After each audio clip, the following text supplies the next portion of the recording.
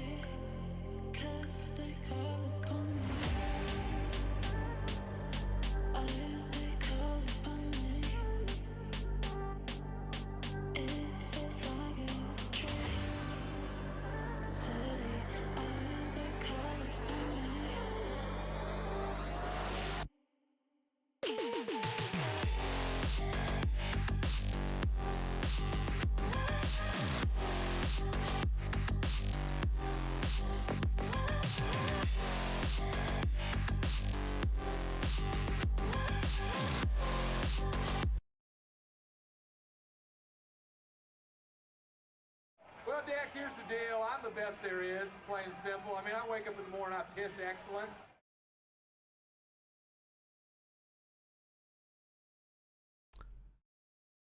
Ladies and gentlemen, boys and girls, people of the internet, planet Earth, and parts some might call unknown. It is time for season 5, episode 21 of the House Divided podcast. Believe it or not, yes it is. There's Jordan. Hello. I thought we lost him for a second. Nope. I'm here. We're actually back on Wednesday. Who'd have thought? It's a minor miracle. Howdy guys, how's it going? We're here, we're live. We got a bit of a show today. We got some news. We're gonna talk about Wildcard weekend, and then we'll make some picks, and then we will get out of here hopefully before midnight. Well, yeah, it's definitely doable. Very. This could be, out of all the previous 20 episodes, episode 21 could very well be the shortest. You know, no college football to speak of, not a lot of news. This definitely won't be the longest. It won't be the NHL preview. It will not be 5 hours long. I can guarantee you that. Because if it is, we have problems. Yeah. Like, if this show takes us 5 hours to do, we should just give up and never do a podcast again. There we go. Like at that rate. Yeah. So with that being said, let's not ramble. Let's get into the show. Jordan, you want to do your two stupid people before I do my 5.5? Because I forgot about one. The half is just a very extremely large group that I can't call a sixth. Fair enough. Yeah, we'll get these two done here. Lowest amount of stupid people I've had in quite some time, but it does help that we did a show 5 days ago instead that of is 7. true. The extra 2 days, there probably would have been more. But we're going to start out. This is in the replies of a Michigan football post. Oh, God. When Mike Elston, former defensive line coach at Notre Dame, was there for 12 years. He comes over to Michigan, even after he said he was staying at Notre Dame, which was hilarious. God, I feel like I know where this is going, and I don't like it. Oh, no, it's not going anywhere where you think it's going. This is really interesting. No, I have a feeling you're going the Mel Tucker route. No, I have a feeling this is gonna go the same route that an Ohio State fan went when it was announced Jim Knowles wasn't going to be able to coach wasn't going to coach the Fiesta Bowl for Oklahoma State. No. And an Ohio State fan lost his cool, threw a tantrum because Jim Knowles was quitting on that team, even though Mike Gundy asked him to not coach the team. That's not the route we're going. It is not the route we're going. Okay. So I'm curious. And I'll get to the fan allegiance that this particular person, this particular account has in a second. Wait, Michigan got blown out in the only playoff game they've made? Does that mean they should be banned from the playoff? Because that's what they've said about Notre Dame. So yes, this is a Notre Dame fan pissed about Mike Elston leaving. Fair enough. Yeah, sure. Right? The problem with that,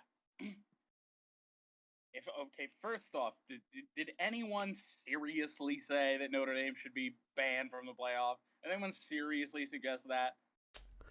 Just joking around. Serious suggestion?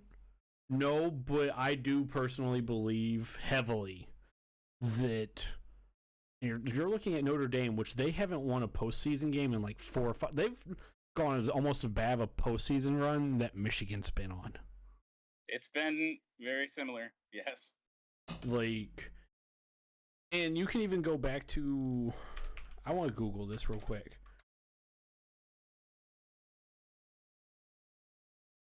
Let's see, Notre Dame's last bowl win. Let's see. Should have won their bowl game this year. Should have won it this year. One away. Massive choke job. Notre Dame is 0-10 in their last New Year's 6 games. Nice. I know Michigan's won more recently than that. Notre Dame is 0-10 in their last New Year's 6 games, which includes 2 college football playoff games, a national championship game, 5 Fiesta Bowls, 1 Sugar Bowl, and 1 Orange Bowl. So then, yeah. I mean, it may have been the 2011 Sugar Bowl, our last New Year's 6 win, but... So I personally will say I do seriously believe that there needs to be consideration about putting Notre Dame in. Because... Oh, there has to be.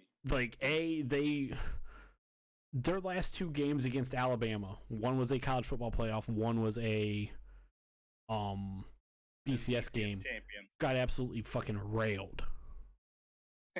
I can't remember what they did in the second playoff game. Probably got railed. It wasn't much better. Yeah. There needs to be serious consideration. But was anyone ever being serious about it? No. So somebody replies to this guy and says, you really shouldn't be talking about blowouts in the playoff. Fair point. I mean, Michigan got blown out as well as Notre Dame. So, come on. He then screenshotted a tweet. God. Didn't even quote tweet it. He screenshotted it. Even better. Yeah, he did not quote tweet it or copy the link, anything. Quote tweeted to this, there have been 14 college football playoff semifinal games since the playoffs inception. Here are the worst losses in those games. Notre Dame came in 5th, losing by 27. And then... So Notre Dame has lost by 19 and 27. Yeah. Then in their two games. Yeah. And mind you, the top of this list are the biggest blowouts. So they have the 6th worst. Or the 5th worst. And then Michigan's would be better than theirs at 23 points. So I really don't get why he posted this. It was really confusing. And then of all people, an Ohio State fan comes in and says, so if they're uncommon, why are you commenting? Okay, so on this screenshot, he says, Michigan would be number 6 at 23 points. You act like blowouts are uncommon in the playoffs. Yeah. And then the Ohio State fan comes in and says, so if they're uncommon, why are you commenting on Michigan's blowout loss to Georgia? What the hell does that have to do with Mike Elston getting hired? Yeah. Say, Ohio State fans, I could say it. We have no room to talk about getting blown out in a playoff game. We've had it happen to us. Right, and a lot of these playoff games, like, if you would have let off with his second point here, I mean, there's not much you could do to disagree with them. A lot of these end in blowouts, just the way it goes. There's always, every year it seems like one of the 2 playoff games is a slaughter. Yeah, usually. Like, there's This usually year one that is solid and then one that's just a fucking mass, as a bloodbath. Except this year, we got 2 slaughters. Yeah, because there were just 2 teams that were that much better. Right. Second stupid person of the week is a human named Brandon Brown. Oh, God. What? Keeps showing up on the show. What? It's not the Brandon Brown you think it is. Oh. Swerve of the year so far. Yeah. 2 podcasts into 2021. Right. This is a Brandon Brown that apparently covers Michigan. He's verified on Twitter. I've never heard of him. Of course, we have the ongoing Harbaugh watch, seeing what Jim's going to do. Which nobody knows. Literally. We'll get there. So Brandon tweets with just no reasoning, anything. I now think the odds have shifted, and Jim Harbaugh is more likely to be the Raiders' head coach than Michigan's next year. So there's a problem with that. As aforementioned, nobody knows anything. So what makes you think the odds just shifted when there's no news coming out of Michigan or Jim Harbaugh's camp? He's just tweeting things to tweet things, I guess. I know one thing about this whole Jim Harbaugh, where he's gonna go. And the one thing that I know is that he's not going to Miami. He is not taking his talents to South Beach. He's not going to coach the Dolphins. Stephen Ross letting his priorities be known. Yeah, it's just so weird. Like, every day, beloved Michigan reporter and author John U. Bacon does his Harbaugh watch. I think we're on day 18 now. Hell yeah. And he literally just tweets, nobody knows anything. And so, also a really funny thing about that is that I noticed, I got 2 separate notifications from Bleacher Report today. I saw those on Twitter. Yeah, within the span of 2 hours. The first one was the headline, Harbaugh to Las Vegas, total noise. Insiders say rumors tying Michigan head coach to Raiders may just be leverage for a new contract. That came from The Athletic. An hour later, Harbaugh would take Las Vegas job. Michigan sources say Jim Harbaugh would accept Raiders head coaching job if offered. That article also coming from The Athletic. Like, come on. So I tag John. So it seems like an appropriate time to quote John U. Bacon. Nobody knows anything. I saw that. I saw him reply to that, and he's right. Like, Yep. the only, They're not going to just tell reporters. If your last name isn't Harbaugh, you know absolutely nothing right now. Yeah. That's basically the way it is. But and I'm going to go out on a limb and say the majority of the Harbaugh family doesn't know what's going on. I honestly don't know if Jim knows what's going on. He might not. Like, I'm being serious. That's not even a shot at Jim. Right. I honestly don't think Jim really knows what he's going to do right now. He might not. I mean, nobody knows anything because there might not be anything to know. Yeah. Anyway, go on with your stupid people for the last 5 days. You have one per day, essentially. Yeah, more or less. And all of them actually came within the past, 3 days. It's even worse. I know. My large group of people, and this is a group so large that I essentially have to throw in an entire fan base, even though I know there are a couple who are not stupid people. Uh-oh. Baltimore Ravens fans. Oh. I didn't think that's where it was going. Yeah, they've been pretty stupid between the TJ Watt stuff and Jamar Chase. Jamar Chase. At literally any team in their division. The Bengals winning a playoff game, saying it was rigged, which we'll talk about that game shortly. Oh yeah. Just Ravens fans, or I've seen a lot of Baltimore Ravens fans say, "Oh well, if X player wasn't hurt, we would have won the AFC North." Guess what? Ravens fans? J.K. Dobbins going down in the beginning of the beginning of preseason sucks. Lamar Jackson having injury issues sucks. But we don't play football in a perfect bubble where no one gets hurt. Amen to that. We've seen it happen so many times where a player gets hurt and a team season's drastically changed or just essentially is over. Well, I mean, look at the Colts with Peyton Manning. Their tailspin, the Ravens did, started even before Lamar was hurt. Yeah. I don't get that argument at all from them. So Ravens fans, just shut up. Please. Had you beat Oakland in week 1 of the season, instead of choking that game away and losing it in overtime, maybe you'd be in the playoffs. Mm-hmm. Maybe had John Harbaugh not been an idiot, not once, but twice, going for 2 to win the game instead of just kicking the extra point to go into overtime with Justin Tucker, one of the best kickers in the NFL. Maybe you wouldn't have been sitting at home this past weekend. Well, and you see the two coaches that were the biggest, I guess, advocates for doing that this year, both John Harbaugh and Brandon Staley, at home. They both didn't make it. They were both at home this weekend. So, at what point are we gonna say oh, the analytics? Okay, not anymore. They don't, because the two teams that did it the most missed the playoffs. I would say the two teams that did it the most definitely skewed the analytics against them. And those two teams had a shot to make it if they just weren't stupid. Yeah. Even if you go and tie the game, go to overtime, you don't think you can win one of those games? Yeah. To make it?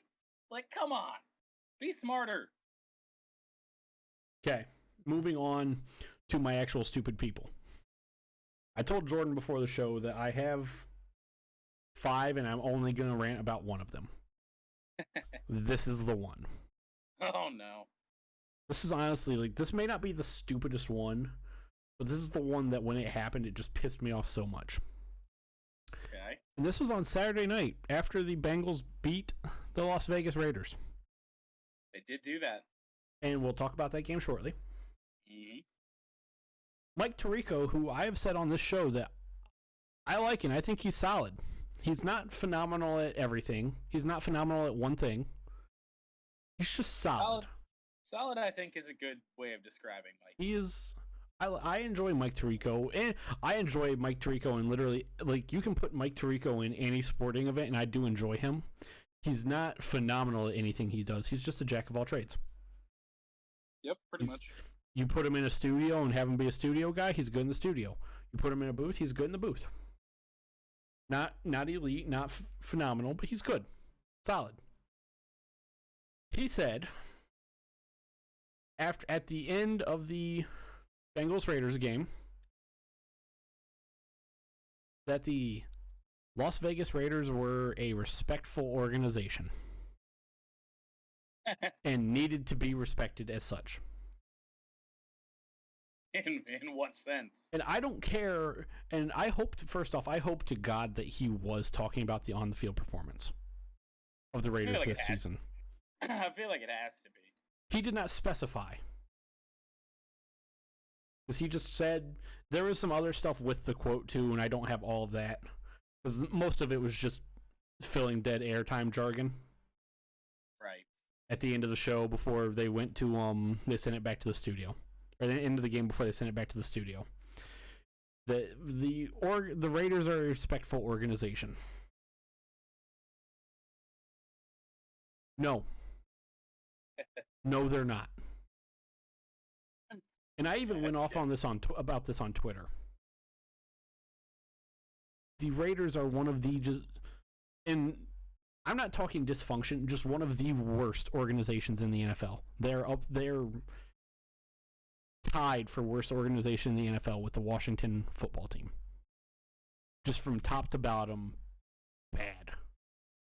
Shitty fucking owner, shitty human being of an owner. And it just filters through the entire program, the entire organization.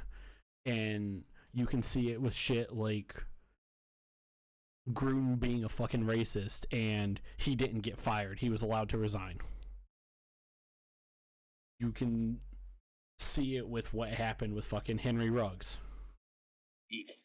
Like, you could see it throughout the recent history of the Raiders, of them just being shit, including Mark Davis moving the team from Oakland to Las Vegas to just chase money. Yeah, money in a stadium. They ain't a dump. You know, the stadium's nice, but there was also no reason to leave Oakland for Las Vegas, other than money. Yeah, pretty much. And the reason why this made it here is the media, sports media in general, needs to fucking stop with this massive infatuation of the Raiders and the Davis family. Like, I don't get it. We never glorify Dan Snyder and the Washington football team. Never. Sports media doesn't. For good reason. For very good reason. But even in years when the Raiders are shit, like back when they were in Oakland and they were shit at the end of their tenure in Oakland, sports media loves them. They love the Davis family, and I don't fucking get it. Like, I don't know there was anybody left that liked the Davis family. No, I didn't either. But sports media still loves them. Moving on. That read almost like a chump of the week instead of a stupid people say stupid things, because it could have been chump of the week. It honestly could have been. But it's not. Fair enough. This first one comes from Sunday. The second one comes from Sunday. Skip Bayless, who is stupid. Bad weekend for Skip. After the Cowboys lost on a very stupid play by Dak Prescott, which we'll talk about momentarily. God. Skip tweets, in all caps, by the way. Is it the Cowboys' fault that the umpire wasn't capable of keeping up with the play? He should have been following at a dead sprint. If he had, he would have had time to set the ball before Dak's spike. Instead, we got screwed. So, I will say on that, because when I was watching this game, I had initially tweeted that I actually agreed with that, because I was scrolling Twitter while while that final drive, that end of that game was going on, and I didn't see the stupidity that happened before that with that play that we'll cover when we get to the recap. Once I realized that was how that happened, you can't. Like, what? The referee didn't do anything differently from any other thing. And No. if you're the Cowboys, you know that you can't spot the ball yourselves. Yeah. This is all Dak Prescott. You hand the ball to the ref. You don't hand the ball to the fucking your center. Right. Well, yeah. He the center was coming there, and I don't even know if he handed it to him, or he just left it on the ground. Like, this isn't it. We'll talk more about this play, but it's not the ref's fault. No, I'd like, and I think it was Shannon Sharp on Monday on Undisputed that said there's nothing. What you want the refs to give you guys some treatment that they don't give any anyone other team else? That's what Skip Bayless wants. Is he supposed to be a yard away from Dak Prescott at all times? Like, moving on, because we'll talk about that here in a little bit. Right, like the ref in the backfield. Come on. Yeah. Number 2 or 3 from Facebook. His first name is James, and that's it. This is not sports related. Huh. This was an article about how Hong Kong is getting rid of their very popular neon lights because, well, they're terrible for the environment. Okay. And they're replacing them with more energy efficient LEDs. James here tweets. Still get that desired effect. Yeah. So for the most part. James here tweets or comments on Facebook. Society is becoming more cold, heartless, and industrial. You can see that in our surroundings, but also places like Hong Kong. No, James. Society is becoming more worried about having a planet to live on. God forbid those people go woke. They getting rid of their neon lights, man. Like that, they can't do that. That is praise hell, praise Dale. Like the stupidest thing to die on, and that's why it made this segment. That's like that's what you're gonna that's what you're gonna get upset about, is that Hong Kong is realizing that neon lights are not energy efficient. They're not good for the environment. Let's go to something that will still give the desired effect that Hong Kong is very famous for. It's like people that say that they're not going to watch NASCAR because the door numbers got moved. Yeah, like this is what you're throwing a tantrum about? This. Let's move on. There's more important things in the world, buddy. Yeah. Move on. Bob on Facebook replied to a CBS Sports post maybe about Dak being named Nickelodeon's most valuable player. MVP. Hell yeah. Bob replies with this comment. Nickelodeon need not be involved with the NFL or in NFL television coverage. It is a horrific attempt at humor in sports and another way for the National Football League to take the sissy route. Oh, God. Bob, the Nickelodeon broadcast isn't meant for you. And I even actually replied to Bob and told him, no. Hey, just like 98% of the, or actually 99% of which, for anyone who doesn't know, one of my, it's a big deal for me to actually engage with a stupid person as the stupid is happening. Very. Because I don't usually do it because I just choose to not. I'll do it if I'm bored. Yeah, I do too. I even was like, Bob, you do realize that this coverage is not made for you or the other 99% of NFL fans. Like, why is he complaining so much when there's a regular broadcast available as well? And I also actually, funny enough, had that in my reply to him. Was like, the regular broadcast is meant for you. This is meant to grow the game. So regular fans of the NFL are not meant to enjoy the NFL or the Nickelodeon broadcast. I do for the memes. That's it. I can't make myself watch it. I can't. It was an adventure. But I'll never complain about it. Yeah. Well, and then, funny enough, I saw somebody say that, oh, the NFL should do the entire schedule on Nickelodeon. Let's not go that far. But I was like, look, if we were to take one Sunday 1:00 game and put it on Nickelodeon, keep the regular broadcast on Fox and CBS as well. Like, what harm is that gonna do? It's not. It's only gonna do good things. Yeah. And I saw so many people. The whole schedule, though, bit wild. I don't think the kids are gonna be down for that one.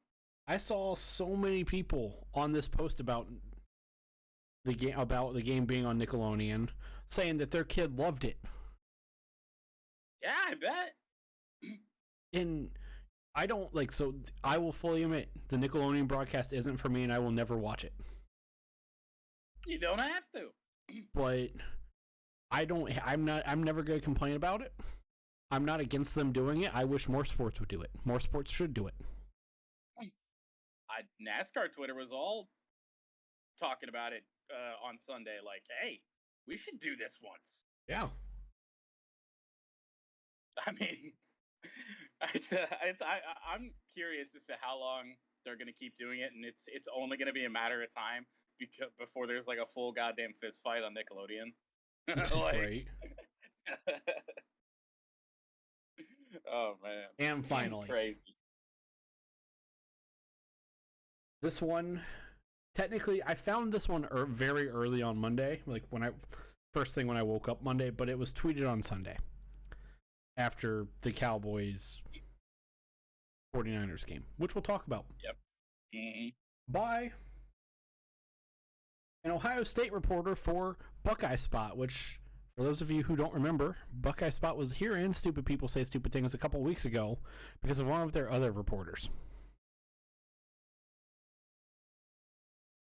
Okay. By Buckeye Spot reporter Tony Redman on Twitter. After the Cowboys, this was almost immediately after the Cowboys lost. Hey, Buckeye fans, do you see what the quarterback run gets you?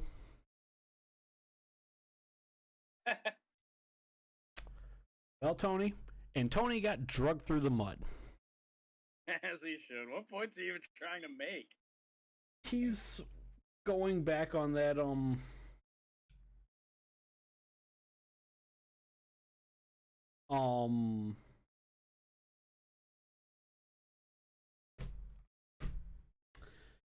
CJ Stroud quote about if he was going to run the ball, he'd be a running back.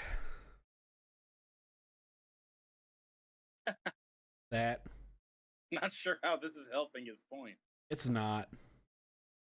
See what the quarterback run gets you? Well, he was acting like the quarterback run is a bad thing.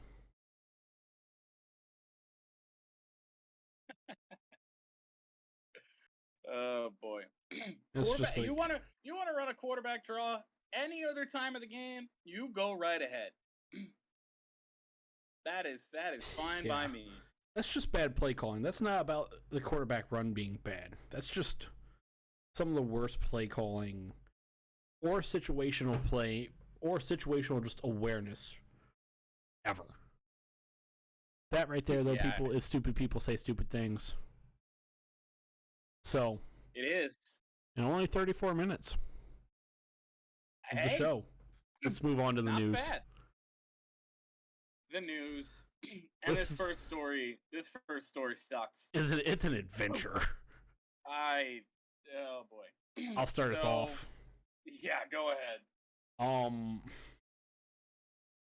Browns defensive tackle Malik McDowell was arrested in Deerfield Beach, Florida, after the police said he walked naked into a children's learning center, and then assaulted a police officer. He is charged with indecent exposure, resisting arrest, and, of course, assaulting a police officer. Before we get into loser, his other history and everything like that, I pressed the button once, by the way, just in case you were wondering. Oh, okay. Like, was he? So I'm gonna press another button for a second. Where's it at? Stay off the weed. Oh, wrong Stephen A. Smith quote. Oh no. Well, I may as well press that one from Wes Macaulay. Because you can't do that. You know. And here's the one I was looking for. This dude is the epitome of a disgrace. There we go. What was that one? Another Stephen A. Smith quote. You'll just have to go walk through and figure out which ones. Stay off the weed. Not that one. Oh, interesting. But that too. Yeah, I did press that one though. I don't think that is what we have going on here. In fact, I don't know what we have going on with Malik McDowell. When I first saw this, I knew he had some problems before. I didn't know the extent of it, but it was just almost like this feels like almost like a cry for help sort of thing. But then you look back at his past behavior, and it's just continuous stuff like this. Like he just can't stay out of his own way and can't stay out of trouble. I don't know what you're dealing with somebody here that for one reason or another is not mentally okay. No sane person is walking down the street without clothes on and then walking into some school essentially and then beating up a cop when he's like, you can't do this. It makes no sense. I don't know what would have to go through somebody's brain to have that seem like a good idea. I don't get it.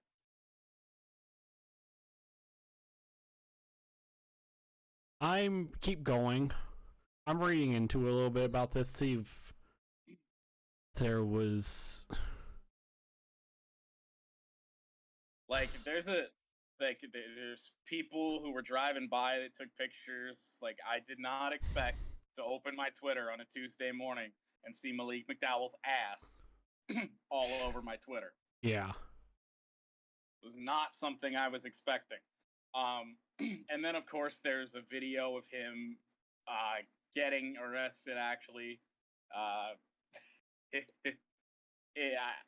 don't get it. I don't really want to read Fox News, but I'm just I'm trying to see if there is some form of substance involved. Whether it be... I doubt we would know that as of right now. He's never really had any notable substance abuse problems. He's had a couple DUIs. Right. So I'm just that's what I'm trying to see is if there was some form of but when it comes to this and just bizarre behavior, I don't get it. Of course Fox News has an article about it. Yeah. So this did not come from Fox News. I saw this in one other article. In which his former head, this was from Cleveland.com, which is the city of Cleveland. And I don't need to say much about this. His former high school coach was interviewed, and apparently, according to Malik McDowell, he does not remember anything of the incident or the arrest. So maybe there isn't a chance. I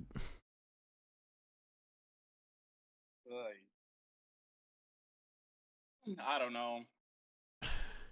We'll have to wait and see. Yeah. Find out exactly why all of this went down. But A couple other things about Malik McDowell. Just quickly. He was drafted in 2017 as a second-round pick by the Seahawks. Never played a snap in 2017. He, before training camp, was involved in an ATV accident, sustaining a head injury, and was placed on the non-football injury list. He was arrested for a DUI on the 22nd of September in 2017, where he was sentenced to 12 months probation. On March 20th of 2018. Somewhere in between that span, he was arrested for disorderly conduct. February 18th, 2019, he was arrested after an altercation with the police, charged with assault, resisting arrest, and operating a vehicle while intoxicated.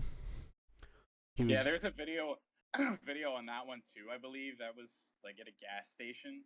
That was really he was released by Seattle on the 2nd of March 2019. April 2019, he was arrested for receiving and concealing stolen property after the police found him in possession of a stolen car.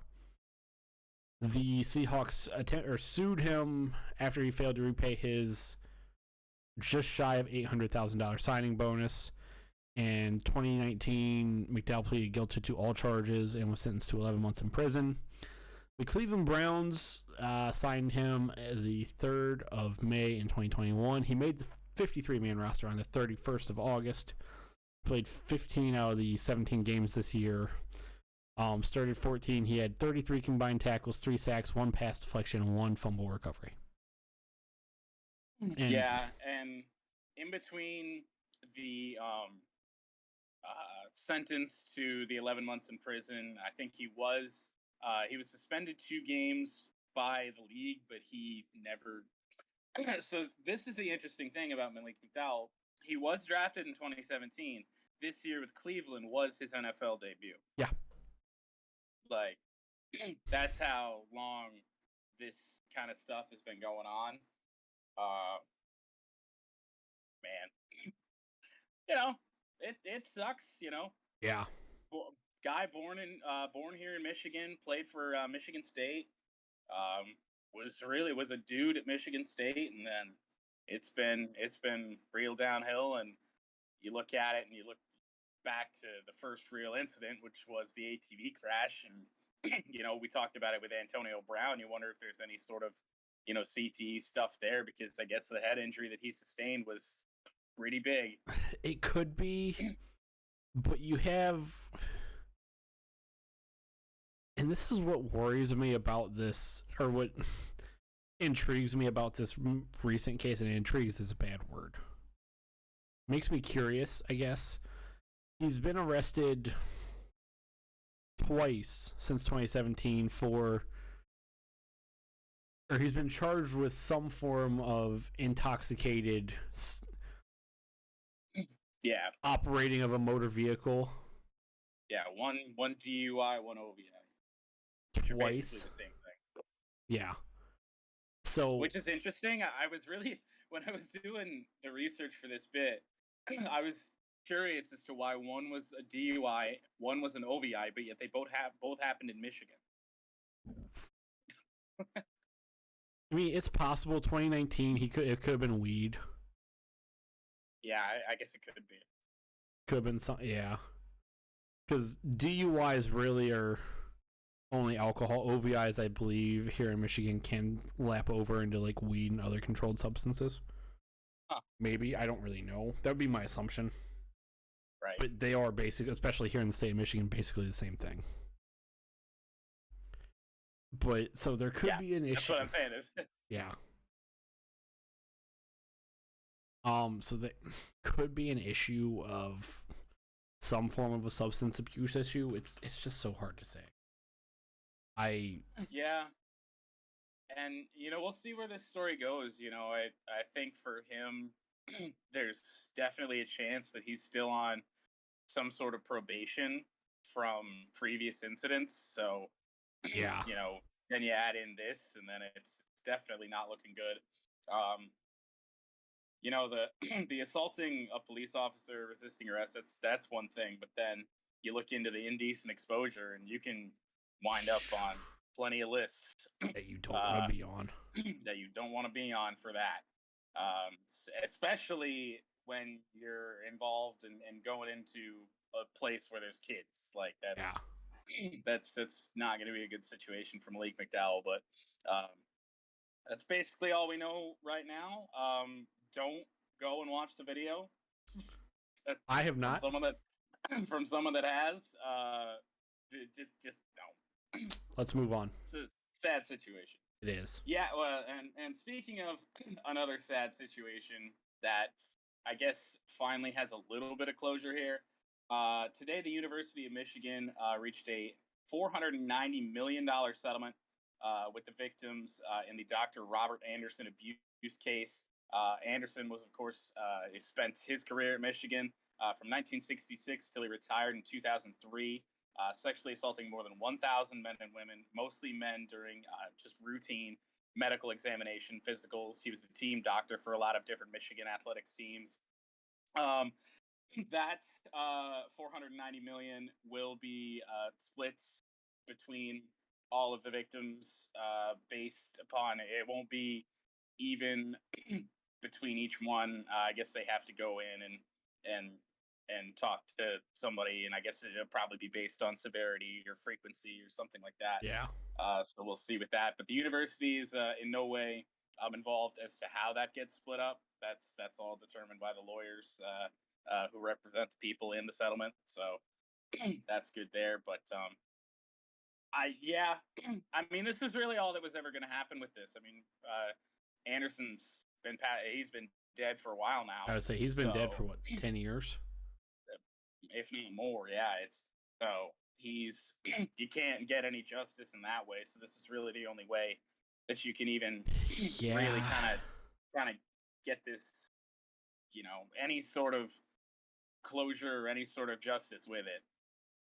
That's really that's all it comes down to. But I mean, it happened.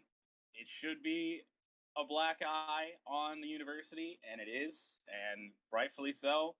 But Robert Anderson died in 2008, so okay.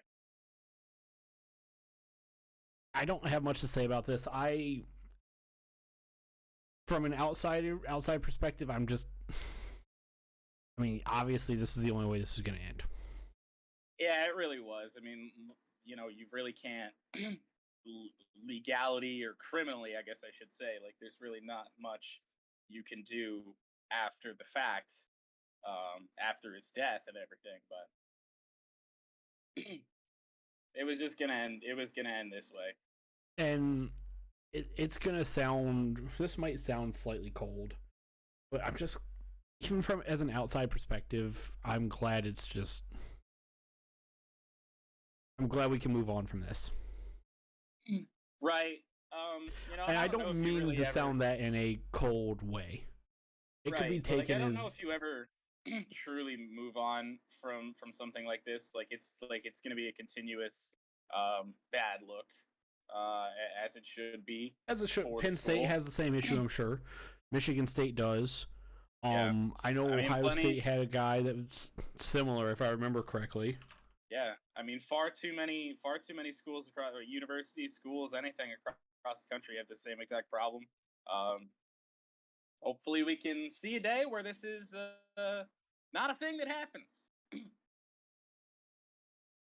I mean, there's always going to be the sick, nasty people in the world, but let's just stop making them doctors, I guess. Yeah. Or coaches. Yeah, I mean, Ohio State had an issue.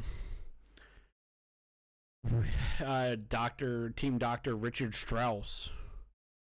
He died in 2005. He was doing the same thing during routine medical exams to players or to wrestlers. Specifically wrestlers. Football and wrestlers. Football players and wrestlers. Yeah. Ohio State had the same issue back in well, actually that was back this summer. And the issues, that was something that happened back in the 80s because Strauss wasn't.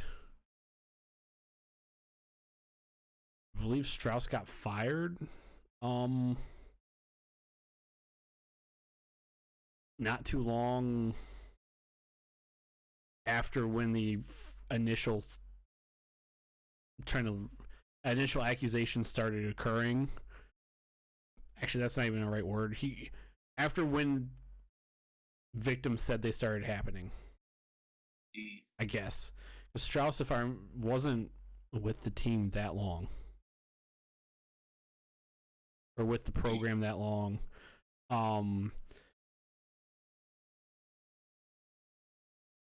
that got settled very quickly for Ohio State, like within a matter of like a couple months. It got settled before football season. Yeah. When it comes to this, like, it's the scale of it just made it impossible to settle it quickly. Like, you're talking over 1,000 people that we know of that came forward about it. So, just a whole bunch of complications. I mean, I hate to say, like, I'm glad it's done, because it really truly probably isn't. Who knows? I don't know. There's really not much you can do with Bo Schembechler, because he's long dead too. But I'm sure we haven't heard the last of that situation. Strauss, it was 170. 170 million? Or 170 people? 177 people. Okay. Throughout 15 years. Yeah. It is just crazy, like, the amount of people and the time frame when this is happening. I mean, you're talking from 66 to 2003. Yeah. That this man worked here.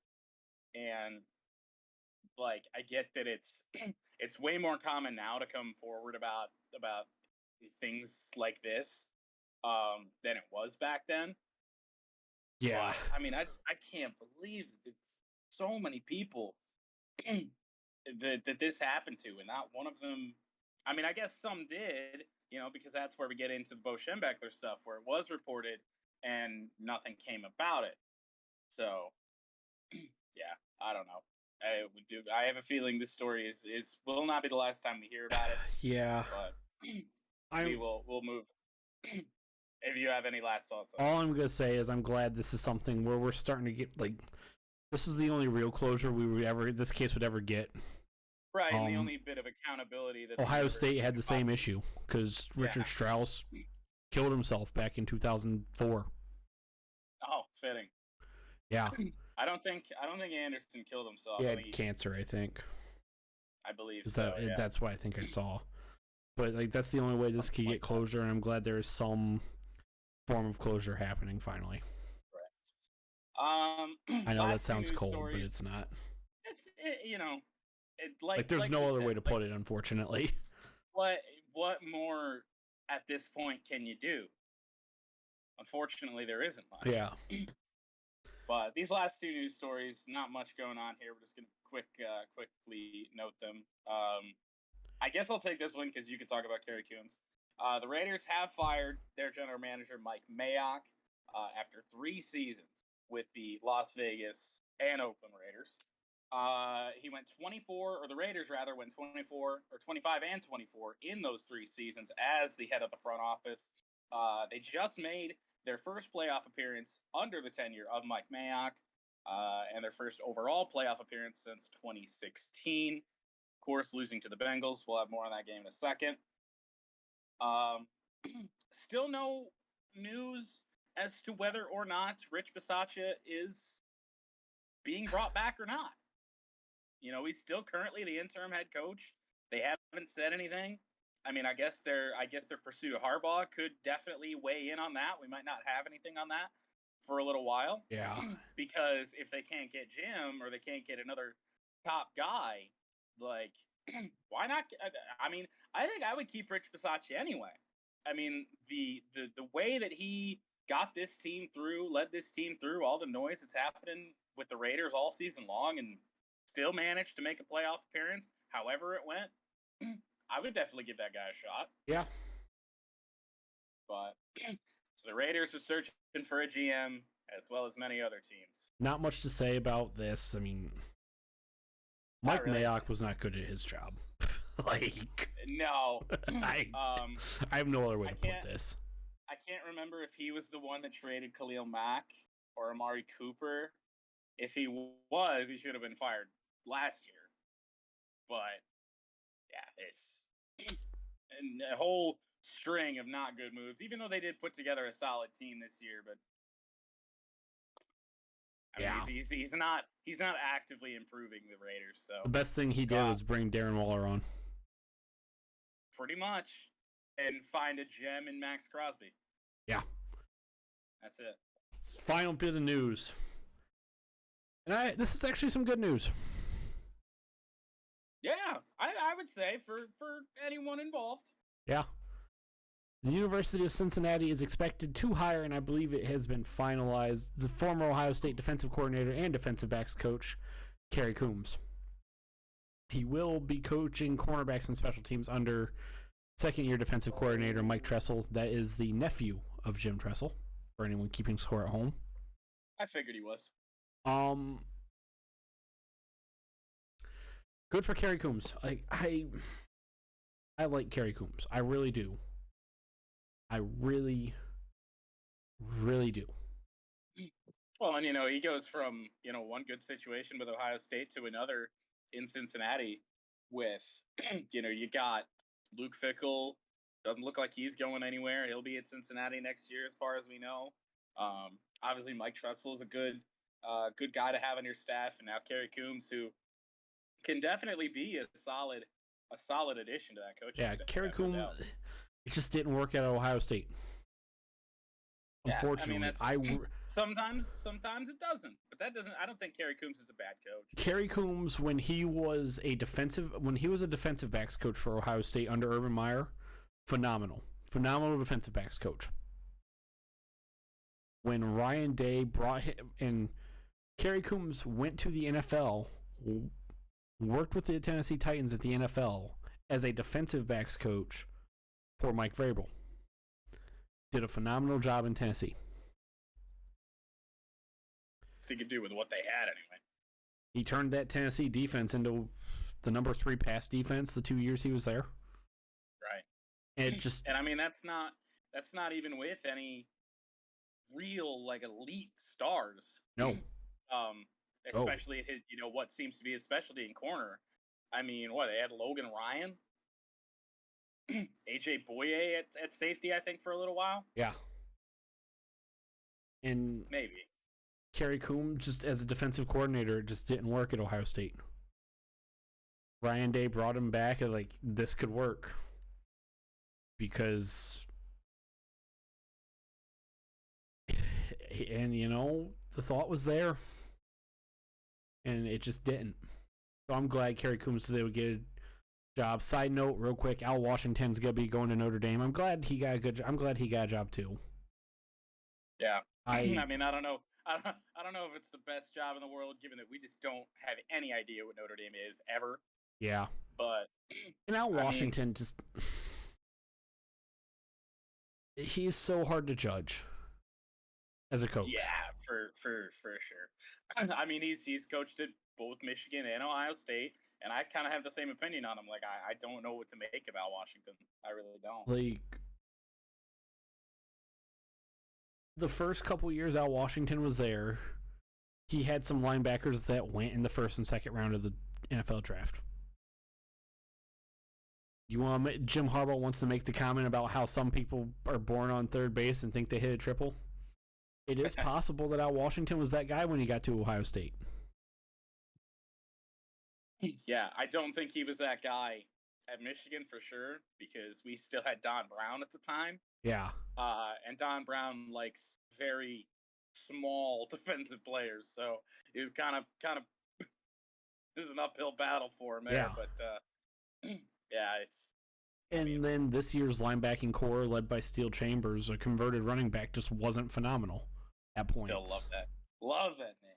And it's like, I hope Al Washington does well, and I hope things go well for Kerry Coombs, and I hope eventually Matt Barnes, the co-defensive coordinator for the back half, from weeks 3 through season, 3 through Rose Bowl, I hope he lands on his feet too. But so glad to see Kerry Coombs go to a good situation, in a situation where he will be going back to coaching defensive backs, where he will succeed, in my opinion. Yeah, it seems to be where he excels, is doing that. And then special teams. Did he ever coach special teams at Ohio State? Not really, because Urban Meyer was a special teams guy. Right. So Urban Meyer, even though so funny thing about Urban Meyer, real quick, which I find this funny just because Urban Meyer was never a special teams coach or coordinator at all in his history. He became a head coach, and he just all of a sudden became the guy running the special teams. Like,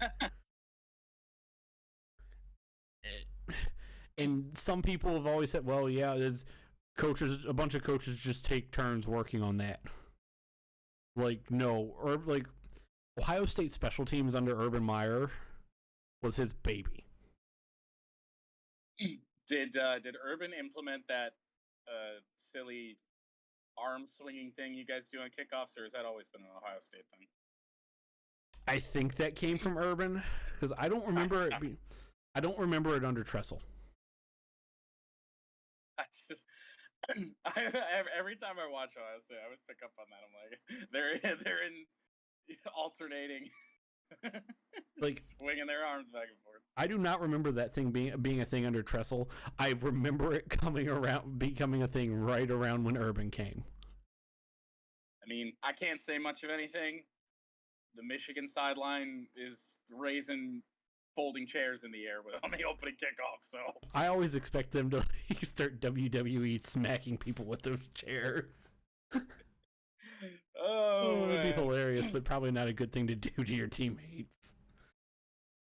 Probably not. Don't put one of those in the hands of Bruce Arians. Or who was the Ohio State coach that hit a player? Was that Woody Hayes? Yeah.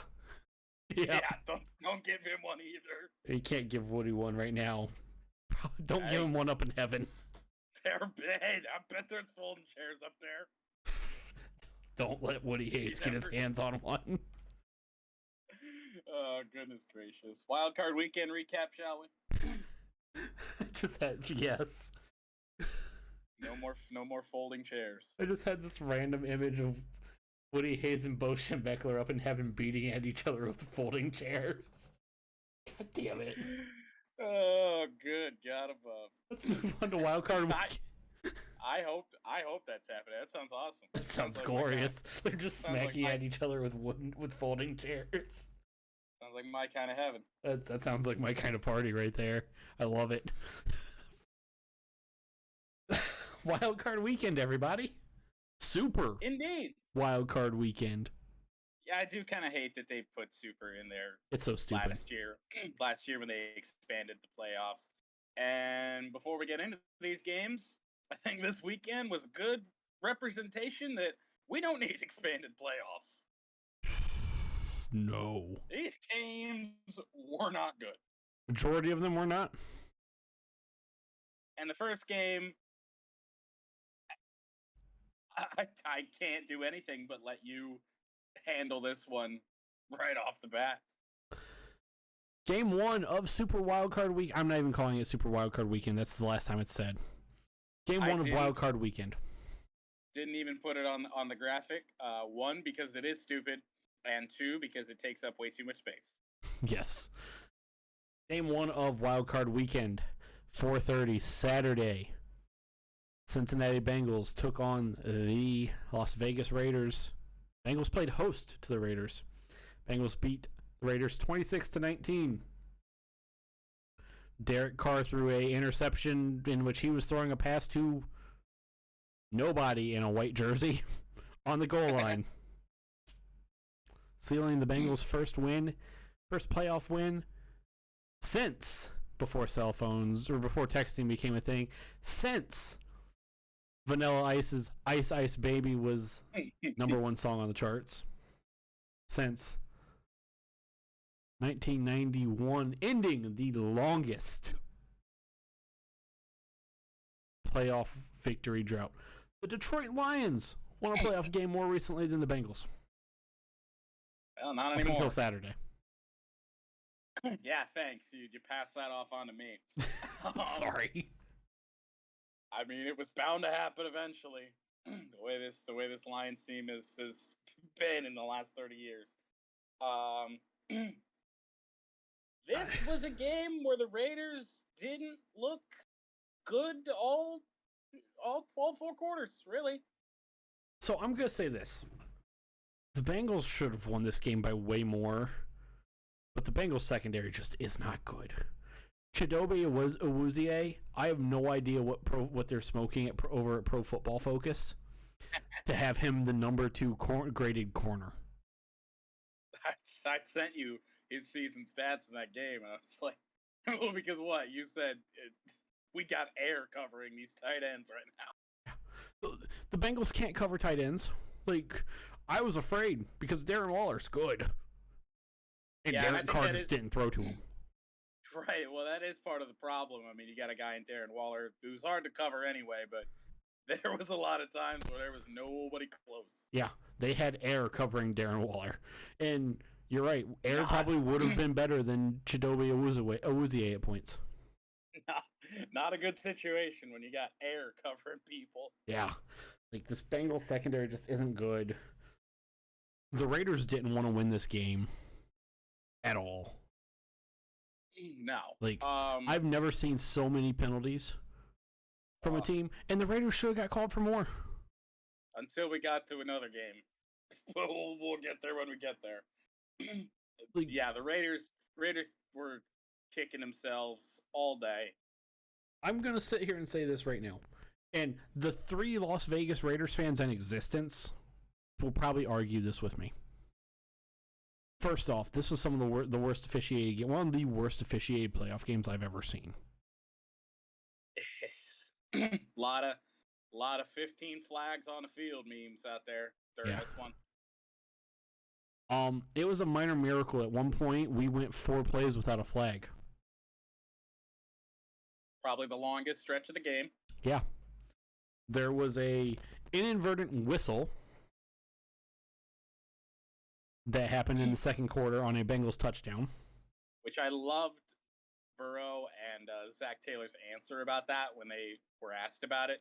Do you guys hear a whistle out there? Nope. Yeah. And that's the thing. No, sure didn't. That's the thing. It didn't look like any of the players did. Yeah, nobody stopped playing. None of the Raiders players stopped playing. And that's what leads me to this point. And a combination of other things. All of these Raiders fans are sitting here saying, and by Raiders fans I mean Davis family dick suckers. Let's just call them what they are. Could be permanently the name for Raiders fans for the rest of time. I'm convinced that there are no actual Raiders fans. They probably lost all of them when they left Oakland. Other than 3. That's quite possible. Or what was the number? You said 4. I think I did say 4. Like, I think the Raiders lost all but 4 fans when they left Oakland. And everybody else who was a Raiders fan, and I used air quotes there, for those of you who are listening, not watching this, are just Davis family cock gobblers. Right, like, I don't understand the argument of, like, okay, so did the officials get it wrong once there was an inadvertent whistle? By the rule, yes. By the rule, yes. But it's a stupid rule, first off. Especially in an age of instant replay. And this is what pisses me off so much. In an age of instant replay, the officials are taught to not blow the whistle. if they're not sure. Right. It made no sense for the whistle to be blown, period. And I it was just don't get blown it. by the back judge into the end zone, apparently. Which makes even less sense. Like, you would think it would be the side judge. No, apparently, from everything I've saw, it was the back judge. Like, what in the world's he blowing the whistle for? Yeah. And this Like, is the only thing you could possibly blow a whistle for is if you thought Joe Burrow stepped out of bounds before he threw the ball. Yeah. But that's not your that's not your you. call. That's the side judge who was looking at Joe Burrow's foot. It's right on top of it. Yeah. And this is what leads all of these Raiders fans are saying, oh, well, the refs were against the Raiders. We get back to it's like Michigan, Ohio State with the false starts and the mistakes. Those are indisputable. Yeah. Like you did those things. Everything the Raiders got flagged for was indisputable. This play right here, this whistle being blown in an age of instant replay where officials are taught to not blow the whistle, only benefited the Raiders had they followed the rules. In my opinion, and some people say, well, you're a Bengals fan, of course you think they got it right. The refs got it right. Like, the most egregious call of the game came on the final drive on the roughing the passer. yeah. Like, this shouldn't have even been a game that was close down to the final minute. But you gave that gift of a 15-yard penalty to the Raiders to even give them a shot, and then Derek Carr threw the game away. Yeah. And so I don't want to hear about the refs. I went back and watched this game. The Raiders got away with 8 delay of games. That's 8. Interesting. It did seem like they were really cutting those close a lot, which I didn't understand because they were never ahead, were they? No. What are you running the play clock all the way down for? They got away with 8. There was one occurrence in which, because of a official's error, This one. the Raiders got away with an offsides, or maybe a too many men on the field, one of the two. Was that not the one you were thinking of? I was thinking of the I think it was a false start that they threw a flag for, but then they were like, no, they called a timeout. Yes, there was that one too. It's like the whole Raiders versus refs thing. Watch the game. Like, it's obvious. Derek Carr got away with, and when I was texting you, I actually did slightly exaggerate after I went back and watched it. Instead, I told you Derek Carr got away with like 6 intentional groundings. It was like 3, but still. Yeah, I don't know. That was one of the worst officiated playoff games. I'm convinced as a Bengals fan, and I very rarely say the refs rig a game in favor of a team. Right. I am 100% convinced as a Bengals fan, the refs were trying to help the Raiders win that game. Right, or like make it a more compelling game. Like that roughing the passer. It just and that's when I fully started to believe that. I mean, that was unbelievable. Like, how do you call that in a playoff game when the defender is already in the air? Right. Well, and like, forget he's already in the air. It's like, what? The finger poke of doom? Yeah. Like, what is this? I didn't know we were Bruce Lee. I didn't know the defensive tackle was Bruce Lee with his 1-inch punch. Right. Like, watching AEW and Orange Cassidy kicking you in the shin. Like, what is this?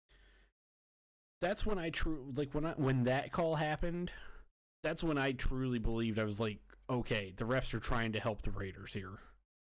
Because that play, because the roughing the passer was tacked on at the end of the play, and it was already a 20-yard play. Mm-hmm. The Raiders got 35 yards out of that play and put them on the Bengals 45. Like, unbelievable. This was the Raiders were the refs were not against. It was not Raiders against the refs. When you have so many, like, and we'll talk about with this other in another game here in a minute.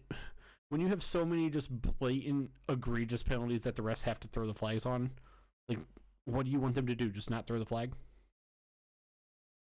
Probably, but then if the other team is getting away with it too, then that's a problem.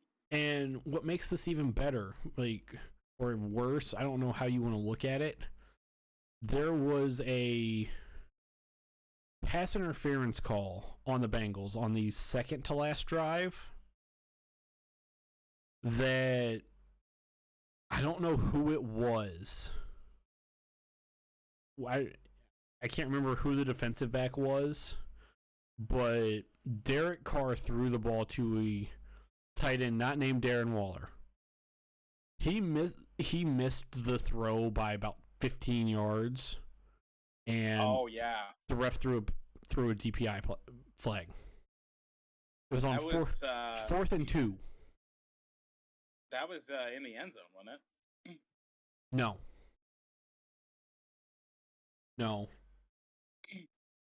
Games are probably smeshing together now. Yeah.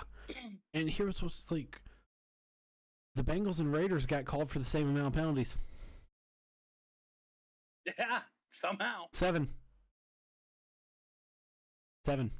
No, it was like the Raiders had so many more. It was fourth. It was like a 4th and 4, like 4th and 5-ish, something like that. Derek Carr threw the ball. The ball landed in the end zone. The tight end he was throwing to was about 13 yards behind the ball.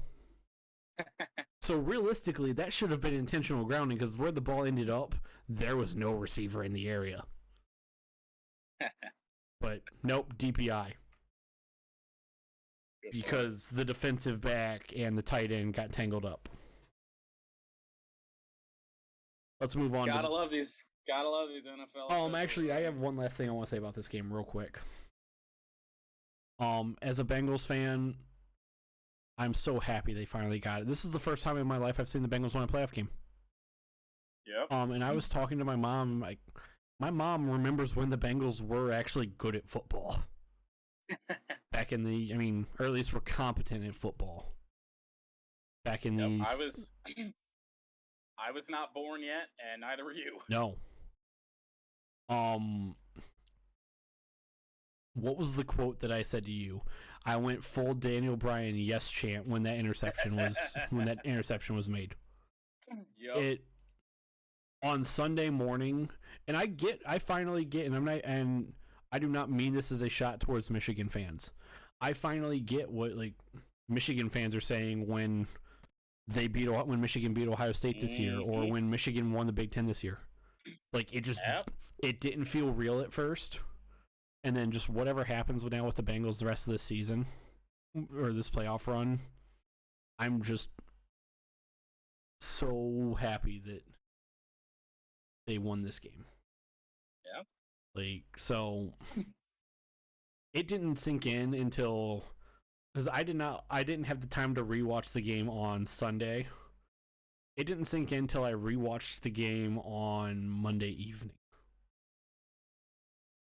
Yeah, I understand that. It took a full almost 48 hours for me to finally just be like, this actually did happen. And you know what? I get it. It's one playoff game. And I even did tweet that. I tweeted that the same Saturday night after I had several too many alcoholic beverages. Rightfully so. Like, you know what? It's one singular playoff game, but I don't fucking care. This is the first time in my life this team has given me something to be proud of, and to say it made me proud to be able to say I'm a Bengals fan, and not have jokes go along with it. Let's move on, though. I'm glad that you understand Michigan fans' feeling. I was very happy for you when this happened. And it's just good for the Bengals. And when you when you say, oh well, you don't, whatever happens now, I mean, you've already won a playoff game. Like, I get that feeling as well. Like, you've already done something, especially this season, that nobody thought was. I didn't think they were going to. I figured they would, because the Raiders. I mean, friends, I didn't think they were going to get to this point where they would have had a chance to win a playoff game. Right. At the beginning. Yep. Once they got to the playoff game, I was like, okay. Yeah, there was never really a point where they weren't in control of that game. Yeah. So let's move on. Oh, boy. The Buffalo Bills hosted the Patriots. Bills won 47-17. The most exciting thing about this game was there was a dildo on the field. It was only fitting, because last week in the picks, we did dub this the Viagra game. Yep. After Bart Scott told Josh Allen on Get Up on ESPN to take Viagra to deal with the cold temperatures, and it was freezing in Buffalo. And I don't think they would have had it any other way. No. Then we do the picks, and 69% of the people are on the Bills. It was only fitting for a Bildo to wind up on the field. There was only one. I mean, that was, and this is the picture of I don't remember who the Patriots player was, just pointing at it. Yeah. God, yeah, that was the most exciting thing about this game. I was wrong about this defense. Game. I was on the Bills fully for this one. I just figured home playoff game, and I thought the Bills were the better team the whole time in that. That Patriots defense was not effective whatsoever. Bills Bills were the highest scoring team in the Wildcard weekend slate with 47 points. There were a lot of high scoring teams this week, but the Chiefs really tried. The Chiefs tried. The Chiefs did try, and it was definitely something we're not used to seeing from a Bill Belichick team getting beat this bad. Bill's a defensive guy. Like, this just doesn't happen. But the Bills were on a mission in this one. That is for certain. And they really just they didn't punt, I don't believe. I don't think so. That's just incredible. Final score, by the way, if I did not mention, 47-17 Bills. Yeah. And I mean, you can only blame the defense. Like, was the Patriots offense as effective as they wanted to be? No, definitely not. But Mac Jones at one point was more fascinated with seeing his own breath than that was funny. Whatever the OC was trying to tell him. He's probably never seen his own breath before. No. That was interesting. This whole game, I didn't think it was going to be like this by any stretch of the imagination. I thought the Patriots would put up a little bit more of a fight, but I mean, when your defense is just that ineffective, I mean, and I did see some people trying to blame Mac Jones. It's really not on him either. Like, they just he made some good plays. He's probably the only reason they scored as much as they did. Yeah. But Josh Allen and that entire Bills team, I don't think anybody wants to run into them right now. They're a little inconsistent. You don't know what you're going to get from them, a couple games this season, but they are scary when they're rolling. Yeah, I think there's only one team that does want to see them right now. And it's the team that they're going to see this weekend, which we'll talk about in the picks. Oh, boy. I'm going to say this right now. This is the most difficult week of for the picks that I've had all season. I can't pick one way or another. Yeah. I'm in a difficult spot, and I'm in a bit of a hole, which we'll get to the records later. So I kind of got to make some interesting decisions. I had a pretty good weekend. I mean, you did too. You went. Well, yeah, we'll get to how we did this week later. I did have a better weekend, but you unfortunately didn't have a bad one. Yeah. So I'm still in a bit of a hole. But anything else in the Bills Patriots? No, this game sucked. I turned this game off at halftime. No, I couldn't. I watched every bit of this weekend as I could, even though the games were terrible. I was watching them to the end. Yeah, I turned this one off at halftime. I just couldn't. It was just like there was nothing compelling about this game at halftime. Not really. Let's move on. Tampa Bay Buccaneers hosted the Philadelphia Eagles. Tampa Bay won 31-15. Tom Brady's good. Jalen Hurts.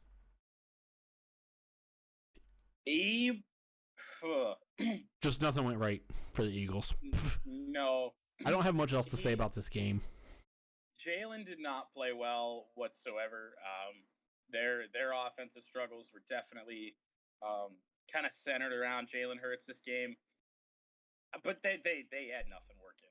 No. I mean, they couldn't really stop the Bucs. It's a hard thing to do. Even with Tampa Bay as banged up as they are, it's a hard thing to do. And playoff Tom Brady is a different animal. We know that. But, yeah. As expected, I never thought the Eagles had a shot in this game. Nope. It was they always never did. Bucs. Anyone who took Eagles money line, well, I don't know what to tell you. Glad you're okay with wasting money. Right. Come on now. Moving on. Dallas Cowboys hosted the San Francisco 49ers in a game that was a game. 49ers. I watched the majority. Go ahead with the score. The 49ers beat the Cowboys 23-17. I was right about this one. Kind of. Yeah. I did not expect the 49ers were going to win. I did not have faith in Dallas to cover the 8-point spread or whatever it was. 7.5, something.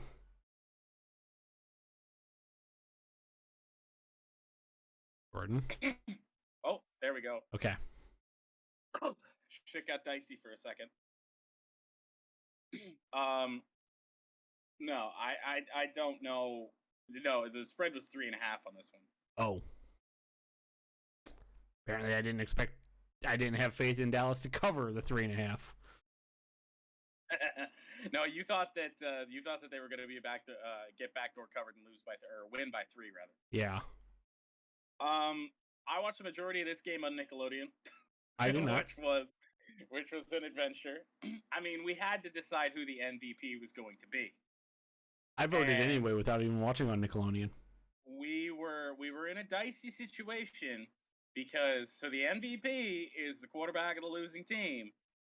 That happened last year. Well, yeah, happened last year with Trubisky, and then we were all Dak for MVP the whole time. And then the Cowboys started kind of mounting a little bit of a rally, getting it kind of close there. They were down 23-7 at one point in this game. Yeah. And then we were all like, oh, we might have done this too early.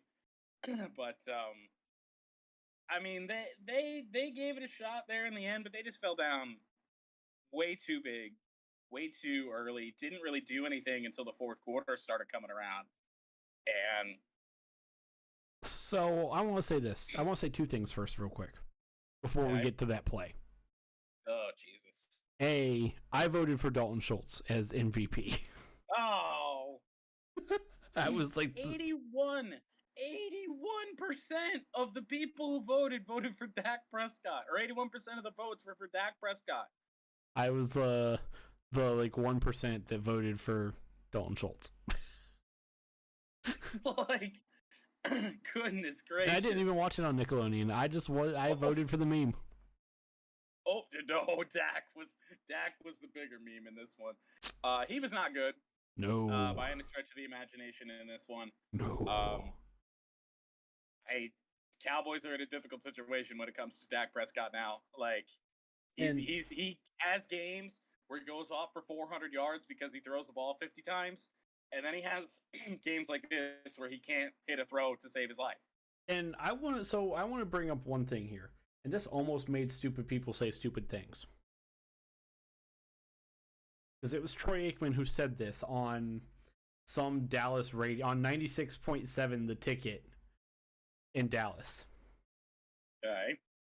Troy Aikman came out and said, I hate going back to when I was playing because nobody cares. First off, Troy, that's a lie. People like it when most people like it when former players come out and like talk about their playing days, as long as it's relevant to the game that they're covering. Yeah. Like, I like it when Tony Romo says stuff about when he played. There's a lot of Tony Romo hate this weekend. I don't know why. I don't get the hatred for Romo. I really don't. A lot of Cowboys fans are upset with him because he wasn't biased to the Cowboys like they're used to Troy Aikman. Oh, yeah. I mean, the Cowboys get America's Game of the Week, and they get Buck and Aikman all the time. And Aikman sucks cowboy dick. Starts to come, and then he pulls out. Famous quote, Troy Aikman. Tony Romo wasn't just hyper biased to the Cowboys. There's even some non-Cowboy fans that, for whatever reason, just don't like Romo. I don't know. I think he provides a lot to the broadcast. I really do. Troy Aikman, the only reason people don't care about when you talk about when you played Troy Aikman is because you provide literally nothing relevant. I mean, I guess it's hard to. Like, it's almost a completely different game. Yeah. But Troy Aikman, he ended up saying, well, when I was playing, Michael Irvin would have had 10. I would have thrown the ball to Michael Irvin a bunch, and he would have had 10 catches by halftime the way they were playing against CeeDee Lamb. I did see that. Because they were playing super soft against CeeDee Lamb, which, well, that's kind of, the 49ers kind of play soft coverage in general. And they still couldn't do anything. And Dak Prescott just sucked.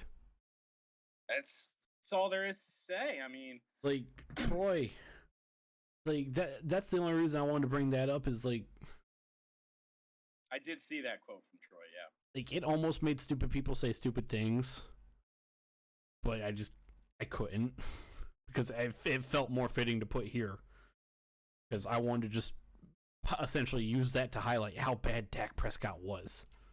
He was, there wasn't anything good really from Dak all game long. Mike McCarthy called a shit game. The Cowboys shot themselves in the foot. 14 penalties, I believe. Thank you. I saw. Thank you. And it felt like the Raiders got penalized a lot, and you said they had 7. Yeah. Dallas out here with 14.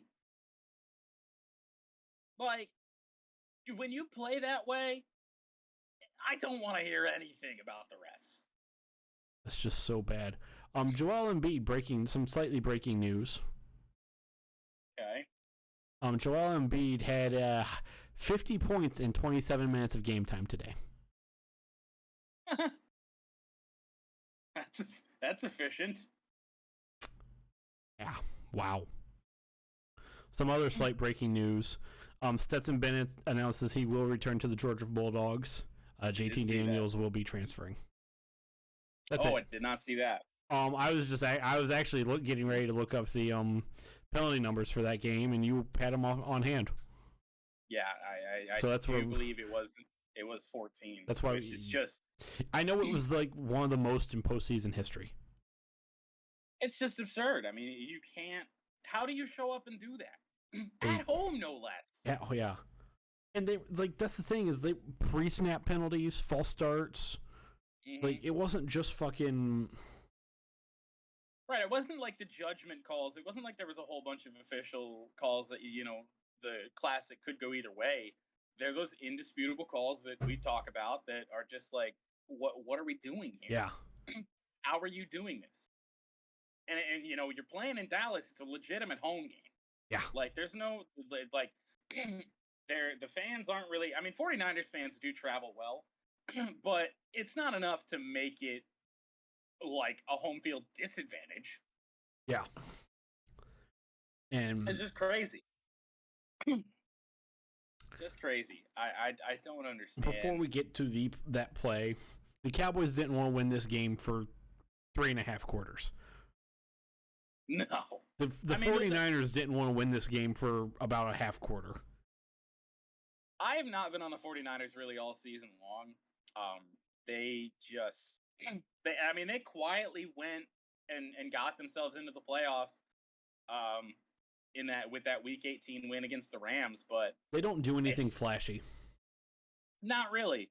I remember you and I watched them back when they played the Colts a few weeks back mid-season on Sunday Night Football, and that game was a shit show.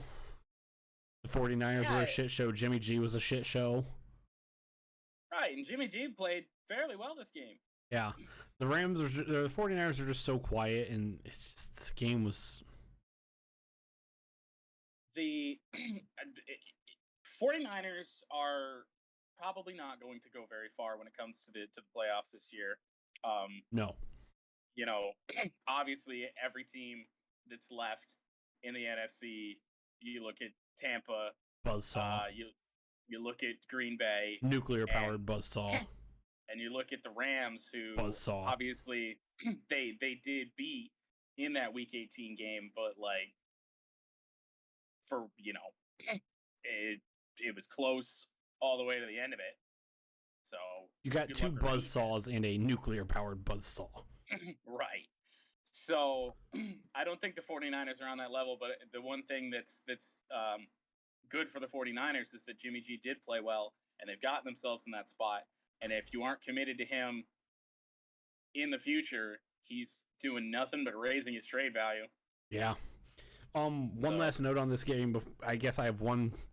Actually, no. Let's talk about the final play first. Oh, well, I guess it is the final play. The final play and then the attempted final play. What the fuck are you doing, Dak? Why are you trying to get because why are you trying to get that and Tony Romo said it perfectly. You slide it like 12 yards. He went like damn near close to 20. He went like closer to 30, I think. I don't remember where they were. I think they were around the midfield, and I think he slid just before the 30. Or actually, I think it might have been inside the 30. Might have been 25. Let's see if I can find this final play.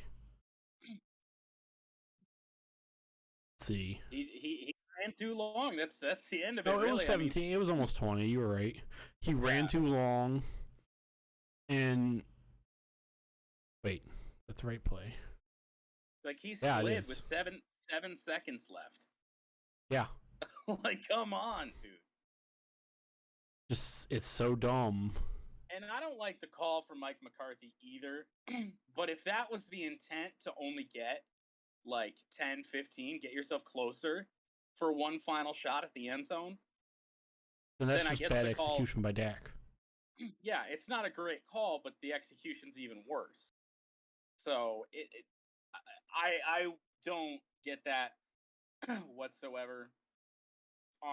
I wouldn't have ran it to begin with. No. If that's what you want to do, then fine. But and the worst part is that they say that they practice this every week. If you practice it every week, then you should if you're practicing that specific scenario, like how do you let this happen then? How do you run too long? I don't have words for it. This is another line, and I do like Dak Prescott. I'm not a Dak Prescott hater. I think he's a solid quarterback. Yeah, I think he's solid. But this is just another one of those things that every once in a while you watch Dak Prescott and he just does some stupid shit. Or I shouldn't even necessarily say stupid shit, but shit that makes you just sit back and like, what the fuck is he thinking here? Yeah, that's a good assumption. Like, what is he thinking? So I have one final note on this game before we can move on. Okay. This game was incredibly difficult to watch because it was just so choppy because of how many fucking penalties there were. Yeah, a lot of of all games to be incredibly incredibly penalty filled. I really would have preferred it wasn't this one, given that I was watching it on Nickelodeon every time there was a flat. Oh, dirty laundry on the field. Ha, that's one smelly sock. Jesus. God damn it. I was like, come on, man. You're making it impossible for me to watch this. But, yeah, dirty laundry. Anything else on this game? I don't know what Jerry Jones does from here. I got two things on. Okay, so one more thing on the game, specifically AT&T Stadium. Oh my God, that sun! Yeah. You couldn't. There was one camera shot that was so unbelievable. You couldn't see anything. Yeah. I was blinded and I was watching a screen. Yeah, I know what you're saying. Yeah. It's like, when we're playing GT and we're at Special Stage Route X, you get to the backstretch and there's that glare in your eyes. Yeah, and you're blind. That times 10. Yeah, that was so bad. Good Lord above. I will never understand that. And then when it comes to Jerry Jones, he was obviously not happy with how things played out. Does he fire Mike McCarthy? Apparently Mike McCarthy, and I'll go pull up the quote that I just read, because I was looking at one. I pulled something up. Mike McCarthy believes he's gonna be brought back, saying that he knows how to win. Okay. You really showed it on Sunday. You've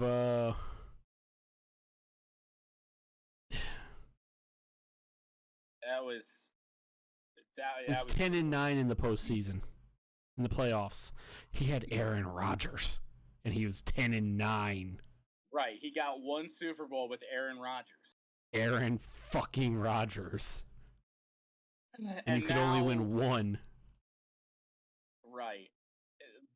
I don't know. I think if you fire Mike McCarthy, you have probably the most attractive head coaching opening. Oh, God, yeah.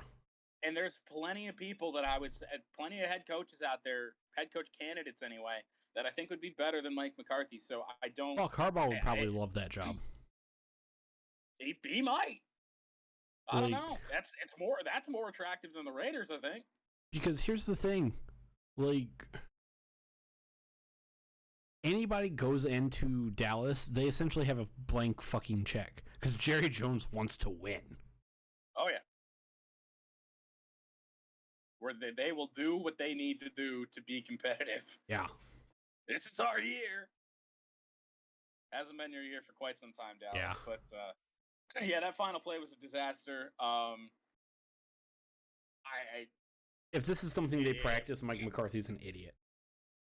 He said it was said that I believe it was McCarthy himself, or maybe it was Dak, that said that they practice it every week. And one final note about this game.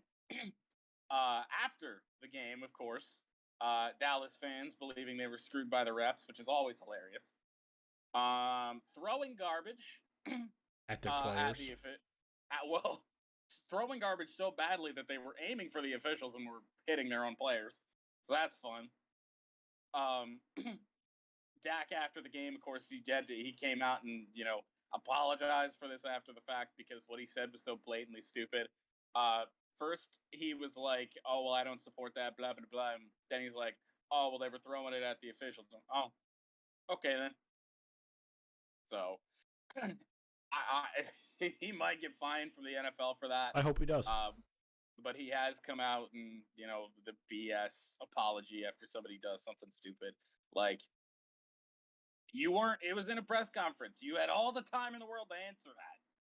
And you came out with a stupid, heat of the moment answer. Yeah. Come on. Always great to see Cowboys fans miserable. Always a good time. It's been a rough week for Yankees fans. Yeah. I mean, Alabama lost. Lakers are losing right now. Rough go. Dallas lost. For the Cowboys, Lakers, Bama, Yankee fans. Yeah. That don't think hockey's a real sport. That don't, yeah.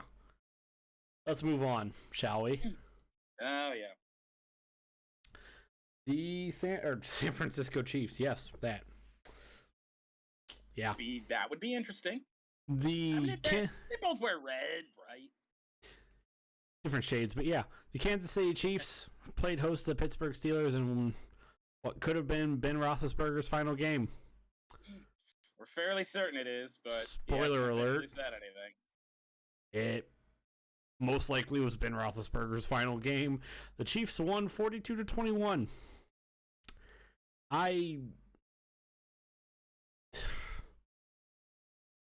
You did pick the Steelers in this game. I was wrong. Yep.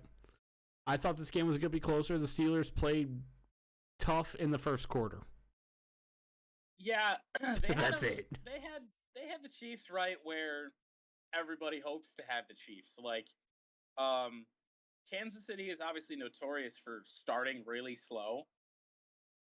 So you take a lead thanks to TJ Watt being a god. Yep. And according to everybody except Baltimore Ravens fans. Right. By the way, I believe it was Hank from Barstool that bet on the first touchdown score of the game, and he thought he was so pumped for winning because he thought he won that bet. Oh, but shit. Then everyone's like, wait a minute, I didn't think they had defensive players as first touchdown scorers. And then somebody checks the odds and like, wait, that was Derek Watt. It's like, why did they list him? Goodness gracious.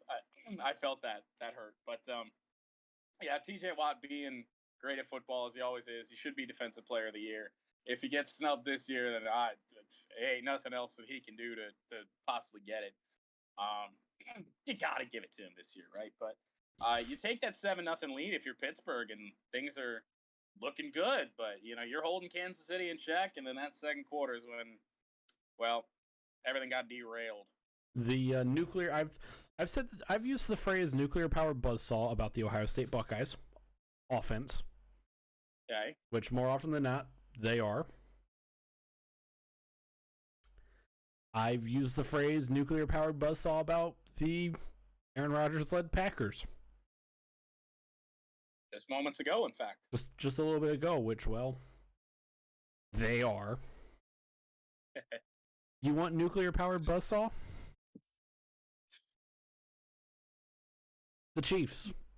Think it comes in the form of the Kansas City Football Chiefs. Yeah. Yeah. This Chiefs team just has so many different ways to score.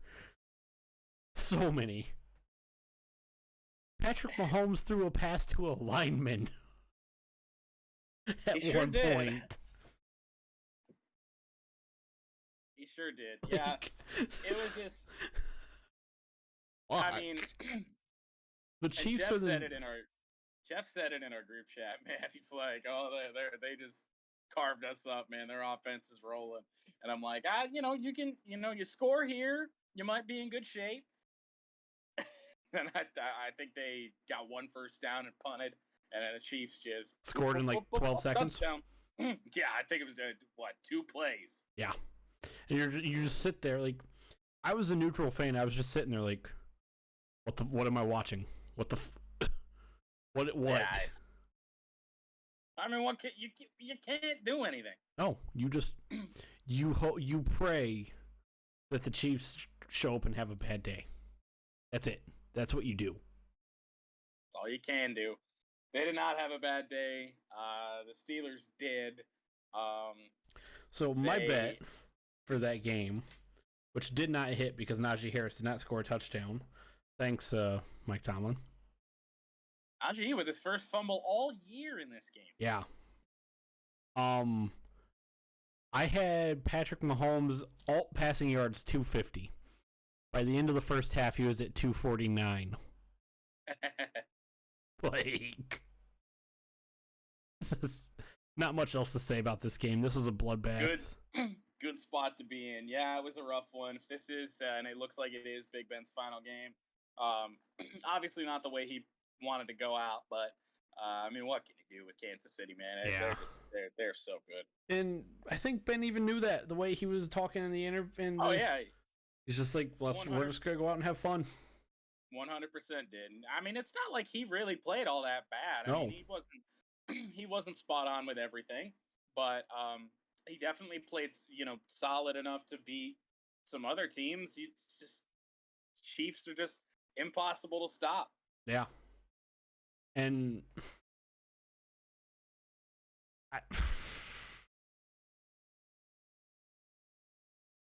I hope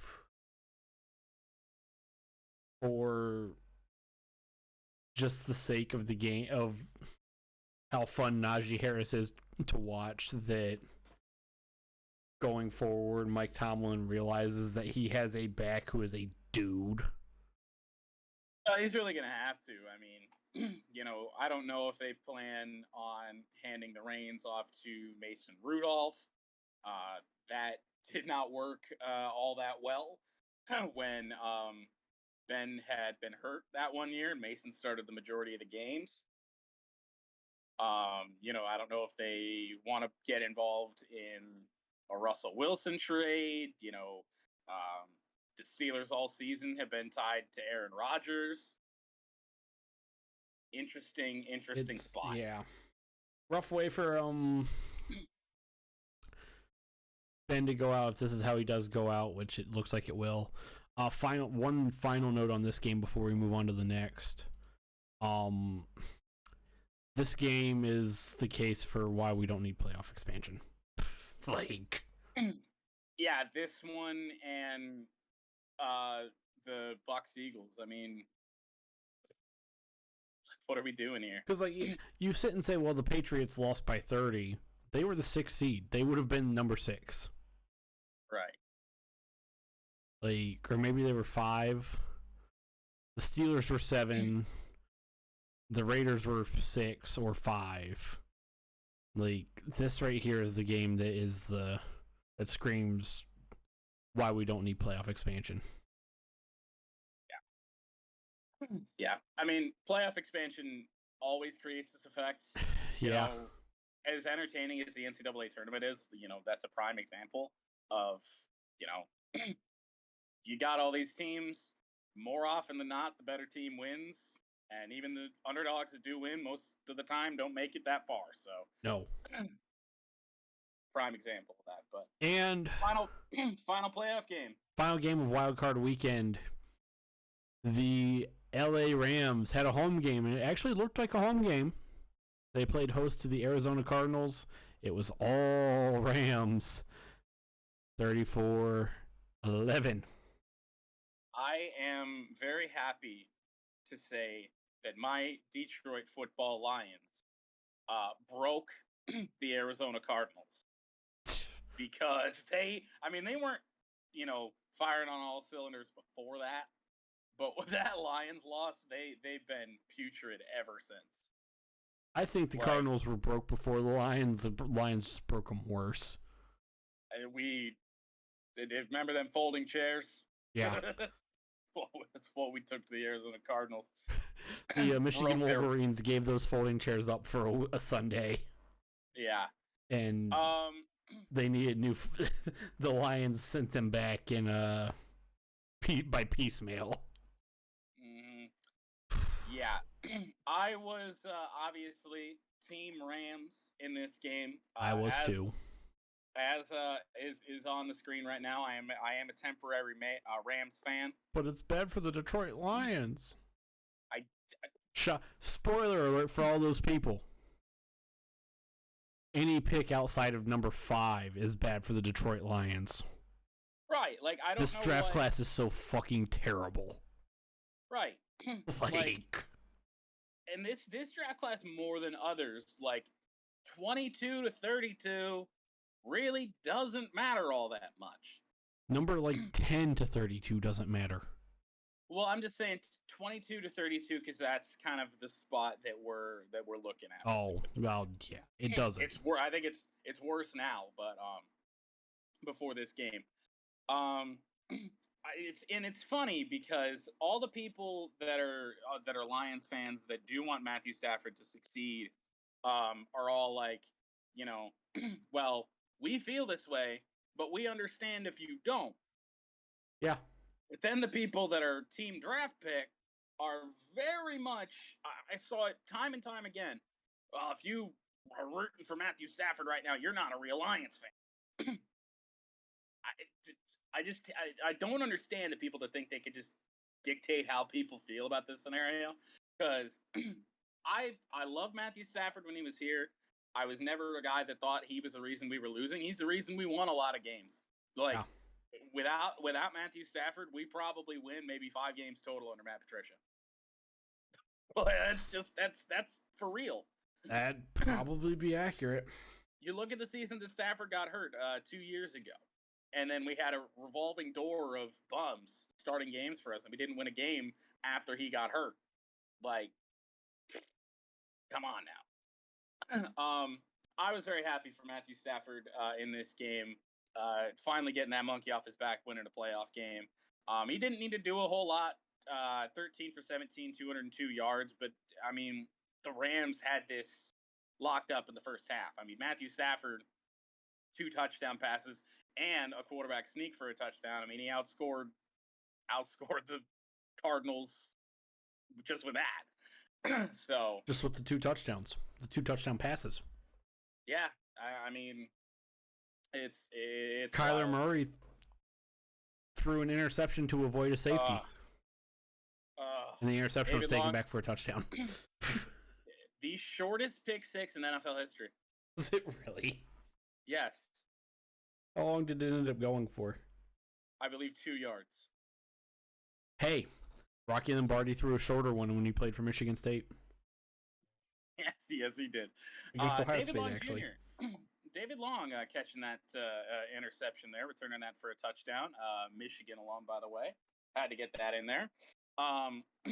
That was one of the worst plays I've ever seen. Oh yeah, I don't want to get sacked for a safety. You know, screw allowing those 2 points. I'm gonna allow 7. I'm gonna just fling this in the air. It's like, what are you doing? Like, he would have been so lucky had he been down before he got that ball out. But instead, I mean, that was the beginning of the end. I mean, once that happened, you knew there was no shot. Like, the Cardinals had nothing working offensively the entire time. Kyler looked dreadful. Obviously, the joke was that after the game, he's gonna announce that he's going back to playing baseball. Don't see that happening, but I mean, just remember, like, first half of the season when Kyler Murray was leading the MVP odds. What a time to be alive. I've been saying it since they got beat by the Packers. I just feel like the Cardinals were frauds. I mean, 7-0 is hard in the NFL. Right, they were cracking on all cylinders, getting everything done that they had to do. My first worry was for the Cardinals, though, was, I want to say it was week 5 or 6. It was just I think mine was week 2 when they I think it was Minnesota they played, and they went blow for blow with Minnesota all day long. Mine, okay, so I should say my first like real worry was week 3 when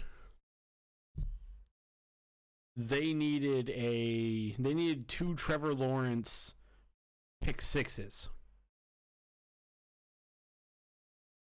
When Trevor Lawrence threw 2 pick 6s against Trevor will offer those up for you. Yeah. Against the Cardinals. That's what the Cardinals needed to beat Jacksonville. Unbelievable. Yeah, they were 100% frauds, and the fact that they even had a chance at winning the division in week 18 is still wild to me. But I mean, it goes down to that first half of the season going 7-0. Yeah. That's really all it is. And then they lost to the Packers. I mean, they lost by 3, but just they got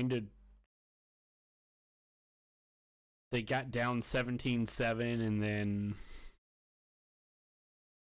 made it close just because the Packers defense wasn't firing on all cylinders. And then Aaron Rodgers is Aaron Rodgers. And then kind of went downhill even further from there. They lost to the Panthers, lost to the Lions, as we know, got manhandled by Jonathan Taylor and the Colts. The Colts. Just, All right. I don't have much to say about this game because I didn't watch the second half. No, you didn't watch any of it? I did not watch a single snap in the second half.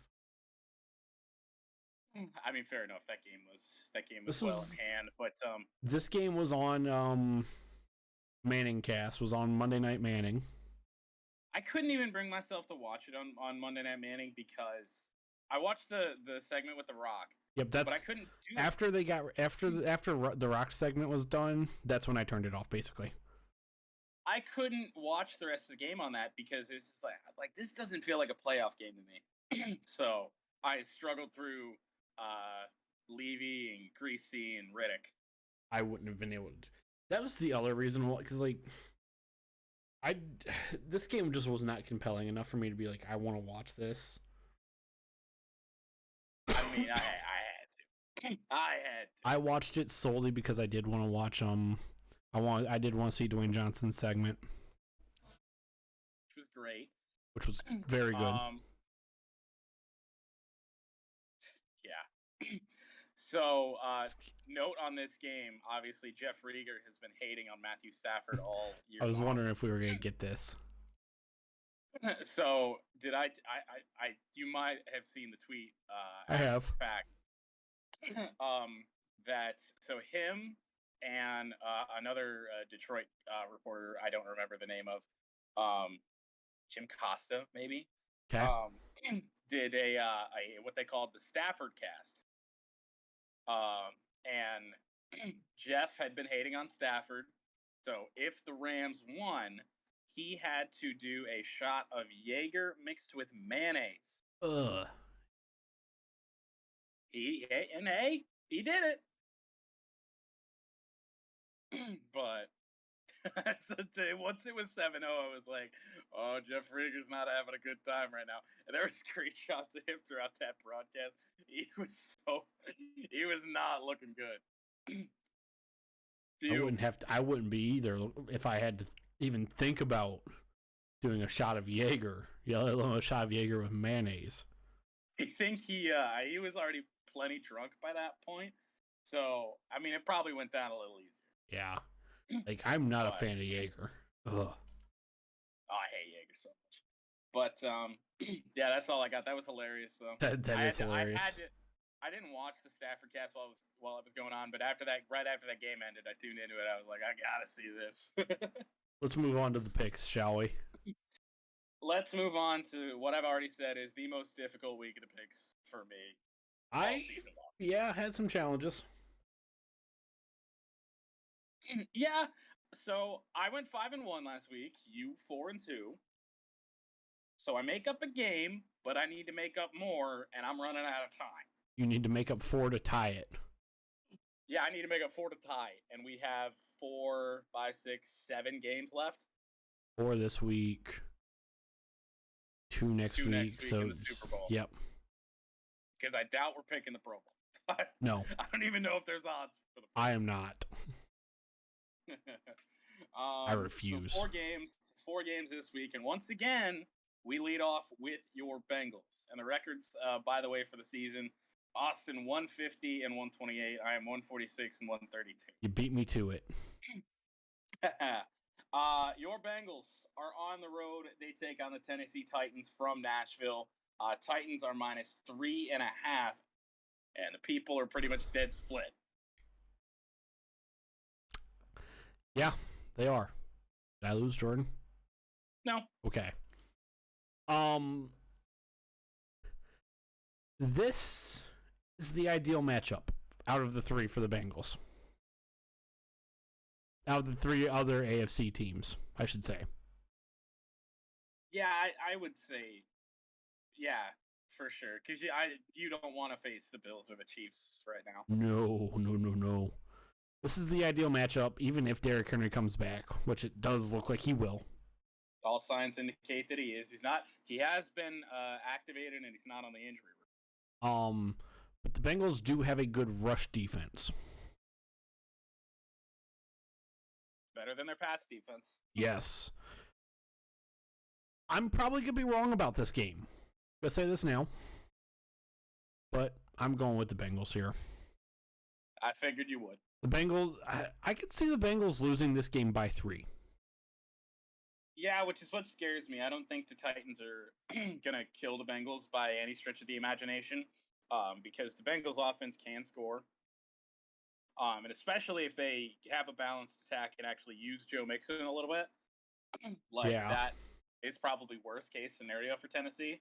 But the amount of times that they've actually used Joe Mixon effectively all season long isn't that much. No.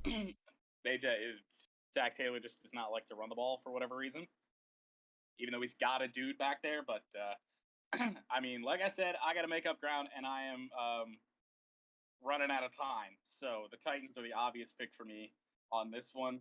And I do think Derrick Henry being back gives him a huge boost, and you don't know what to expect from him. But, I mean, the guy, even if he's like 75%, like, he's better than any running back in the NFL outside of maybe Jonathan Taylor. And that's at 75%.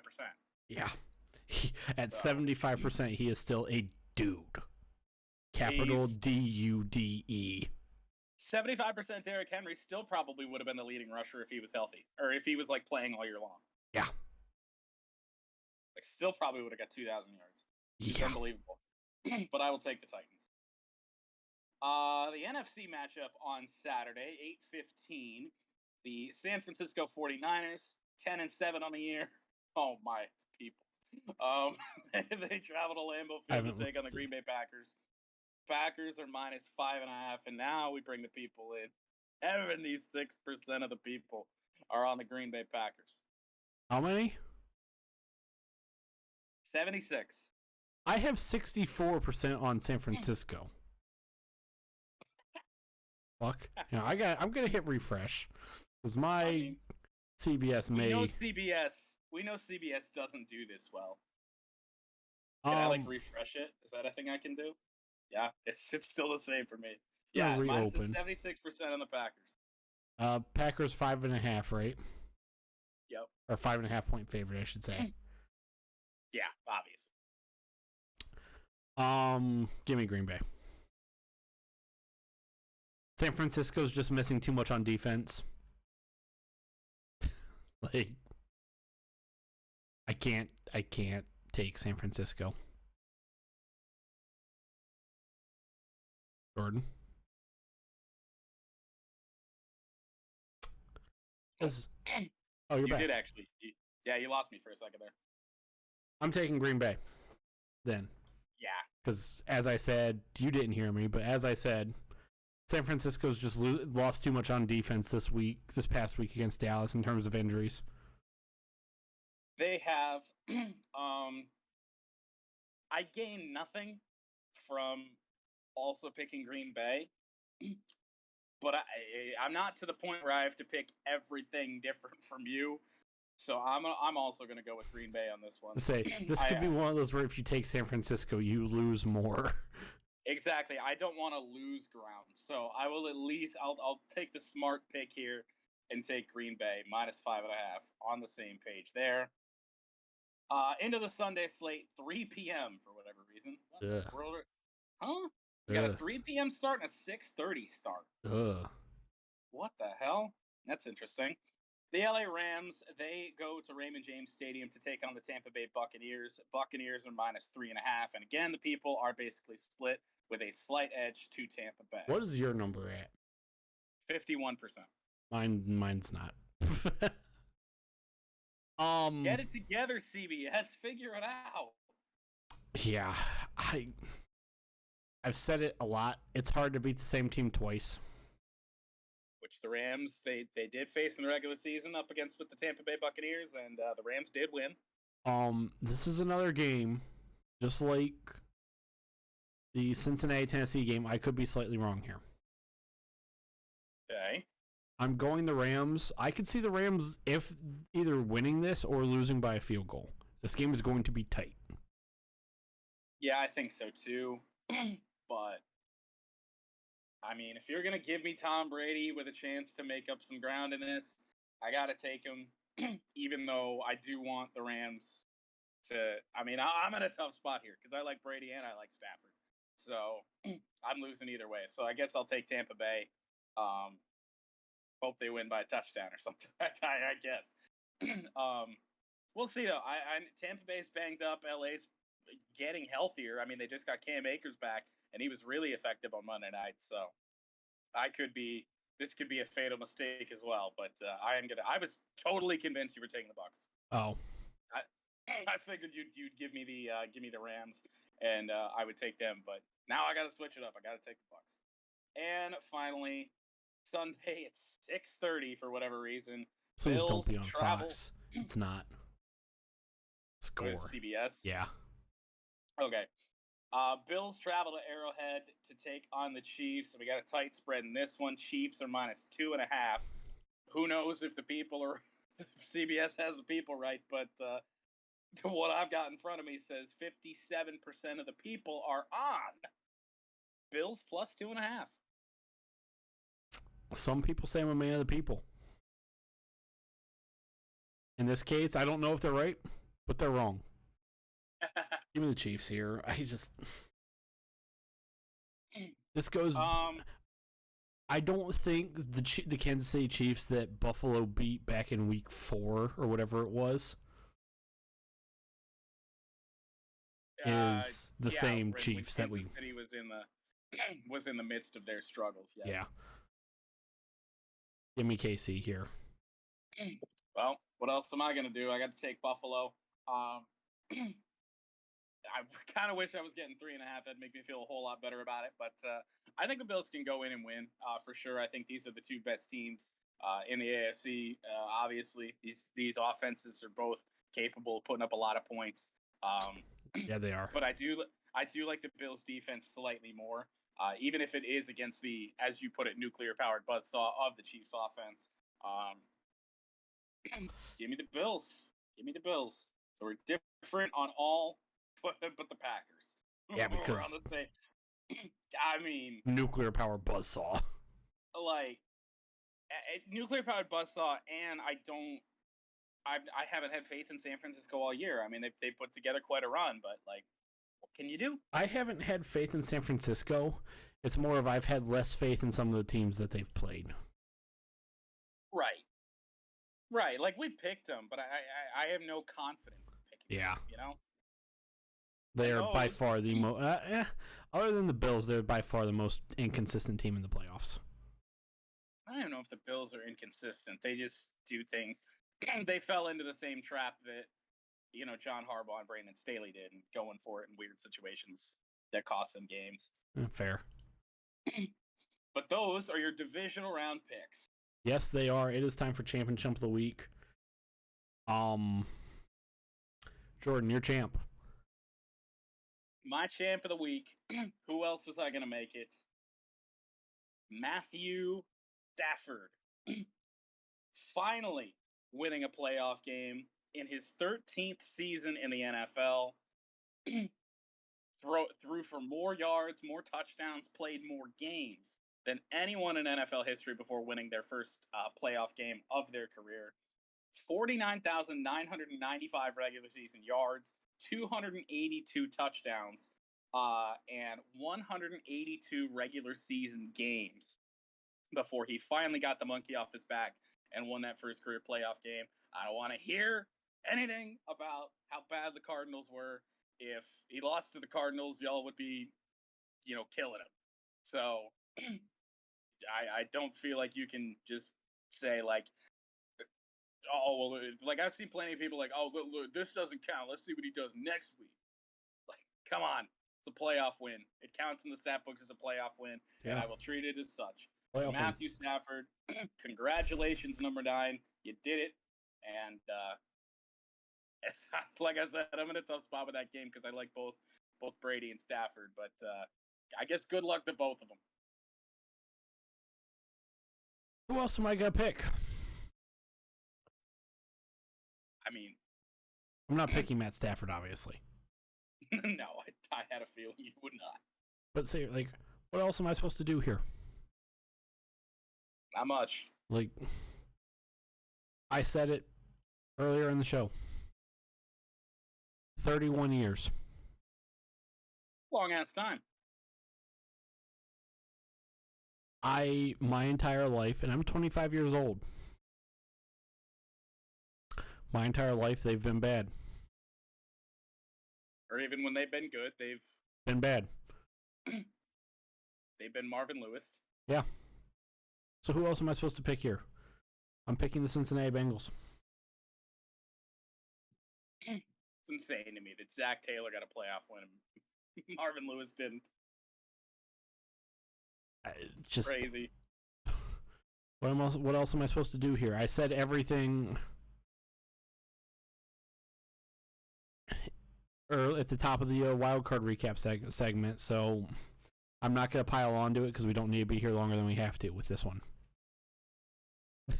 Right. So, Cincinnati Bengals, my champ of the week. Let's keep the good times rolling. Hope we can it would be nice to get another win here, but if it doesn't, this is something to build on. And finally, as a Bengals fan, I can't just say, oh, there's always next year. Right. Because it finally looks like this team is making progress, and I was not a fan of the Joe Burrow pick. I did not think he was the surefire pick as the number one pick in the NFL draft in 2019, or in 2020, going into the 2020 season. I thought it was going to be Chase Young. I was not a fan of the Jamar Chase pick this past draft. They've both worked out Incredibly well. Joe Burrow, who probably won't win MVP, he will most likely win comeback player of the year. There's a good chance for that. Has a very good chance, at least. I shouldn't say most likely. I don't really know who else they would put as comeback player of the year. Dak. Yeah, maybe. But, I mean, they both suffered terrible injuries, and, I mean, Burrow's just had more success. Yeah. Jamar Chase, no matter what Baltimore Ravens fans say, holds the rookie single season receptions or receiving yards records, one of the two. I can't remember which one it is. He's got to be offensive rookie of the year. He's got to be offensive rookie of the year. That one for sure. I mean, I don't know about comeback player of the year with Burrow, but I mean, this one feels like there wasn't anybody on that level.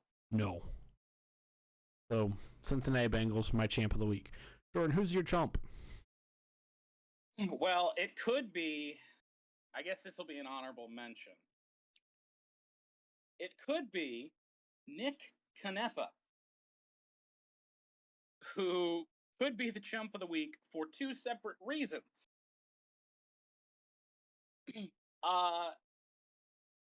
He, once again, did not even bother to fill out an MLB Hall of Fame ballot. And somebody emailed him about this. And then he inadvertently revealed that he was the person, essentially, that cost Derek Jeter to be a unanimous Hall of Famer.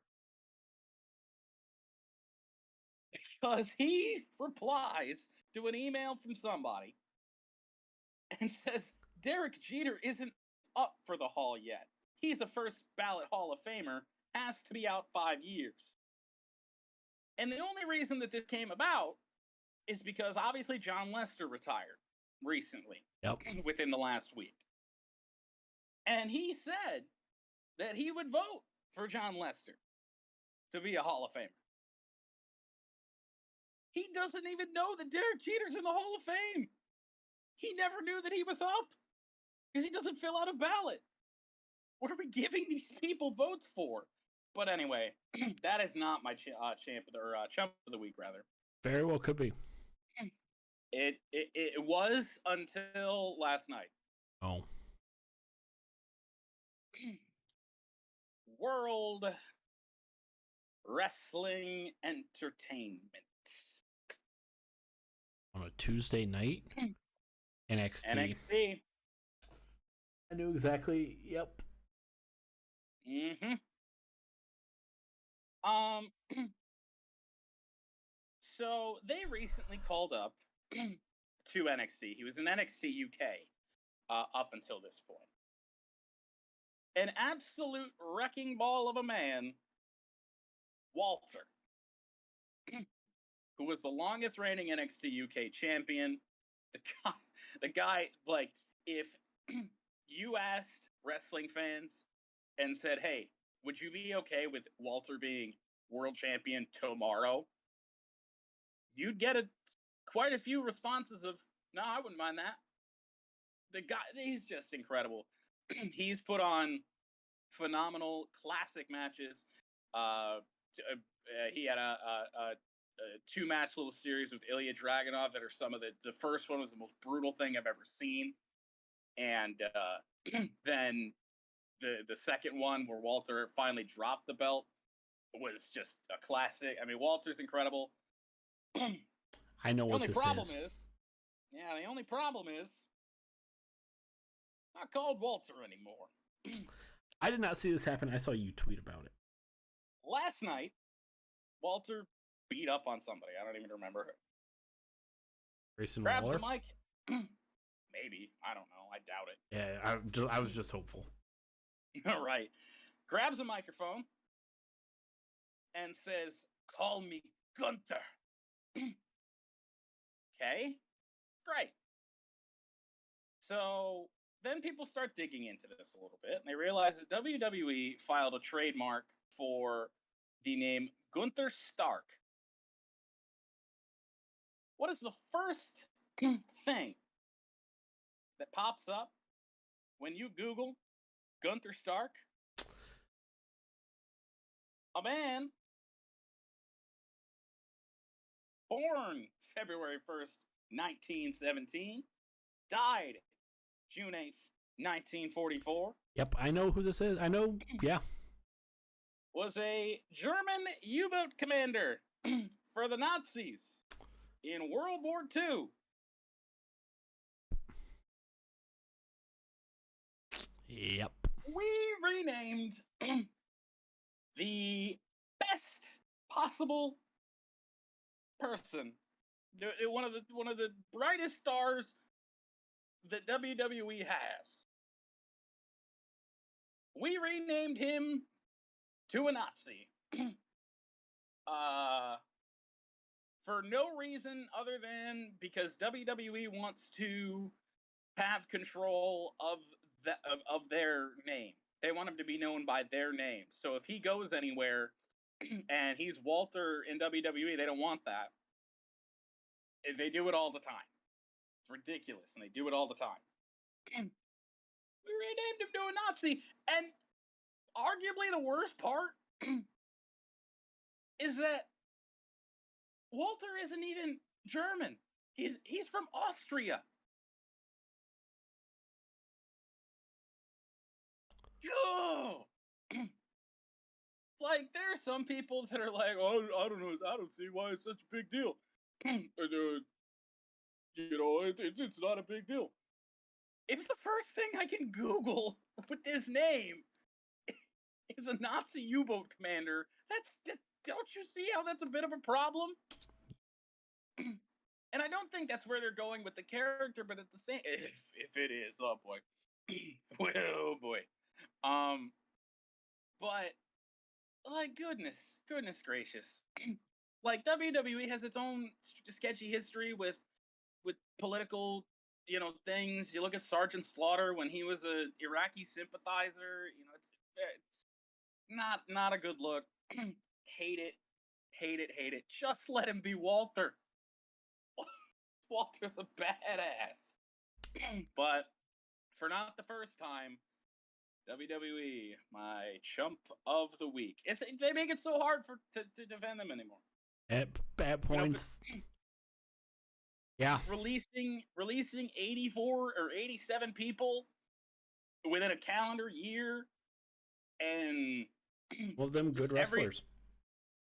Quite a few of them. Karrion Kross, Keith Lee, Bray Wyatt. Got Karrion Kross got really. Well, yeah, that was after they ruined him. Yeah. They brought him up to Raw, and then didn't bring his wife up with him. That made him, especially his entrance, like just great. They took away his great entrance. Then they put him in a dominatrix outfit, put a mask on him for whatever reason. How do you screw up Karrion Kross? Keith Lee, dude's a badass. Yeah. And we named him Bearcat and then released him. Forgot about that too. I knew Keith Lee got released. I forgot about the Bearcat part. And then, Bray Wyatt goes without saying, like, how do you screw that up? And they screwed him up twice. One of the best guys on the mic when he was Eater World's gimmick, phenomenal on the mic. And yeah. And even the Fiend gimmick when he was a psychopathic clown, like that was over. And then we screwed him up because we kept having him lose. Goodness gracious. I'm still holding out hope that he comes back, but can't. I'm not too positive about that happening. Alrighty. All I can hope for now is Cody Rhodes. Alrighty. My chump of the week. It's a 2-part. Could have been 3. A. And they, believe it or not, go hand in hand. Okay. The Las Vegas Raiders fans. Again, I used air quotes if you were not watching this and you were listening to it instead. Because again, I don't believe the Raiders have fans anymore. I mean, they really shouldn't. They have people who suck the dick of the Davis family.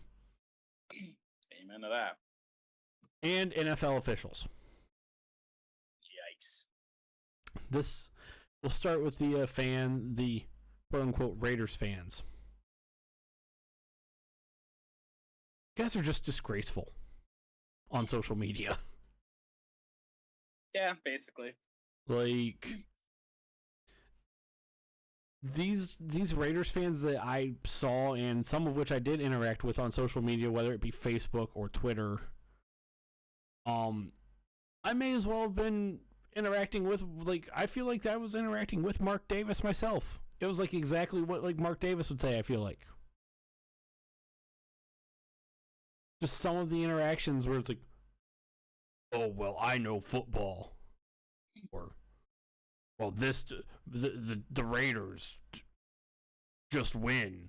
It's just win, baby. It's like I was interacting with Mark Davis myself.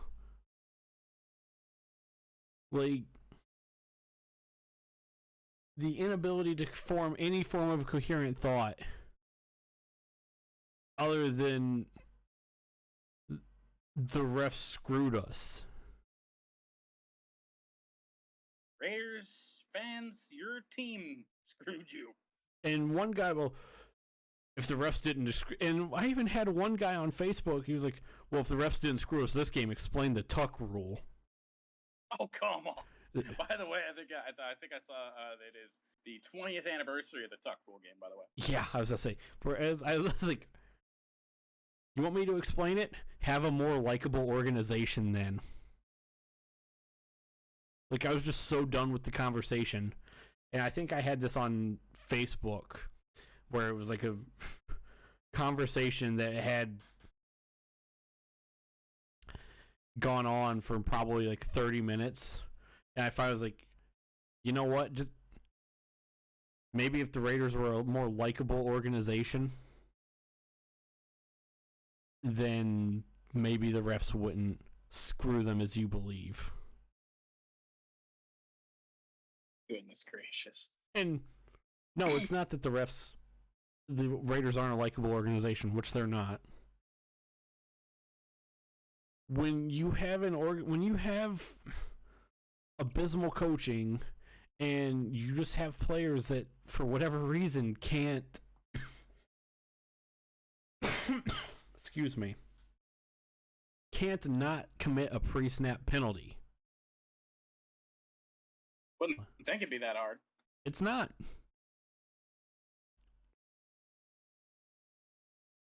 Like,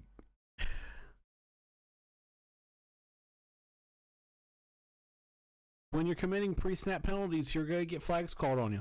You're going to get penalties called on you. Flags are going to get thrown. It's usually what happens. Yeah. And the second one, the NFL officials, it wasn't just the Bengals game. This was just one of the bad in a lot of them. worst officiating, which the Bengals-Raiders game was one of the worst officiating games I've ever seen. Eek.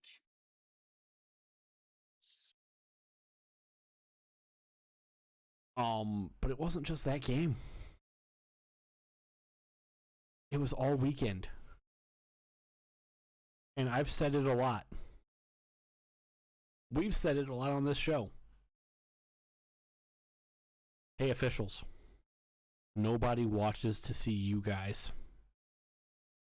Never have, never will. Now, I don't want to see officials on my TV screen. I shouldn't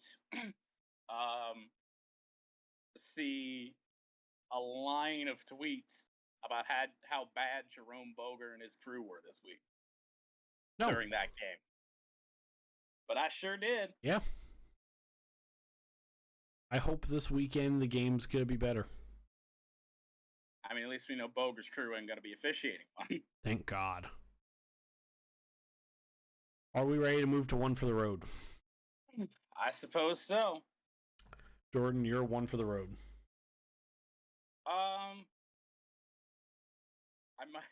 I might steal yours again, but I'm going to go Rams Buccaneers this weekend. You are not stealing mine. Oh, okay.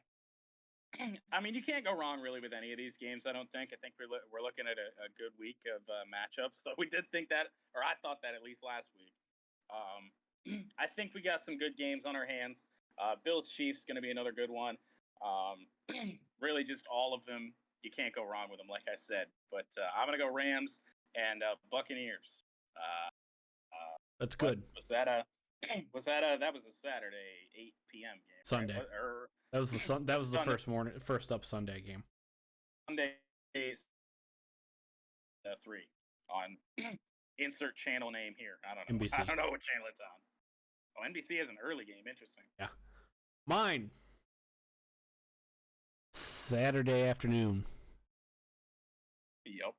4:30 p.m. Eastern Time.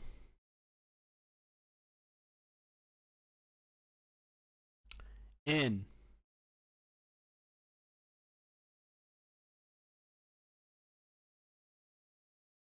La Quinta, California. Okay. I'm kidding. It is not a PGA Tour event. No. It's like, where are we going with this? No, I'm kidding. I'm kidding. Oh God.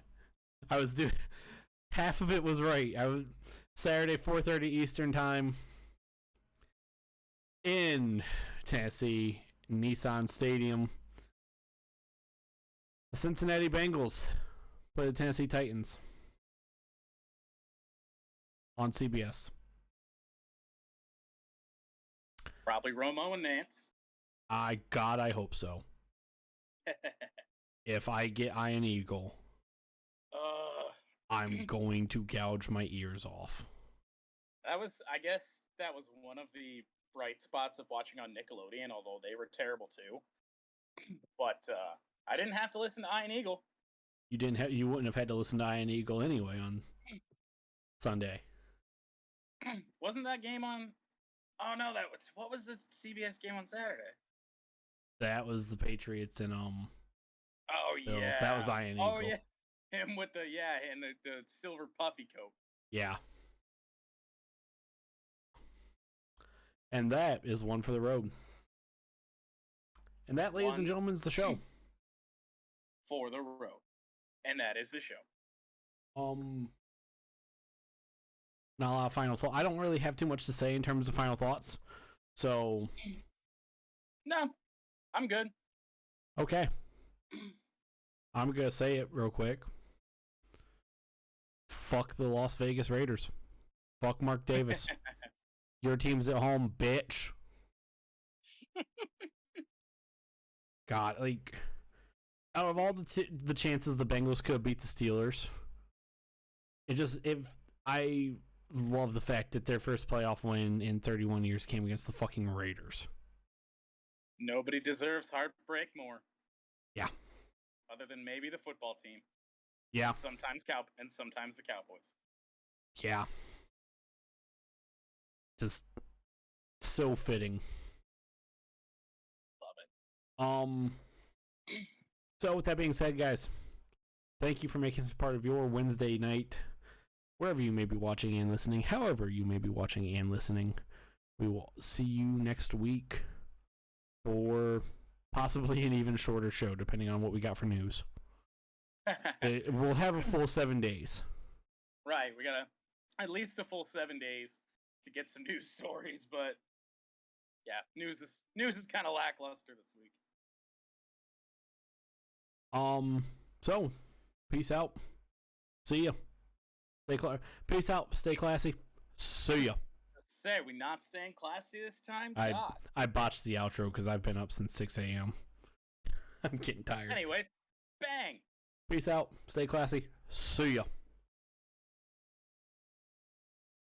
Pew. Pew, pew, pew.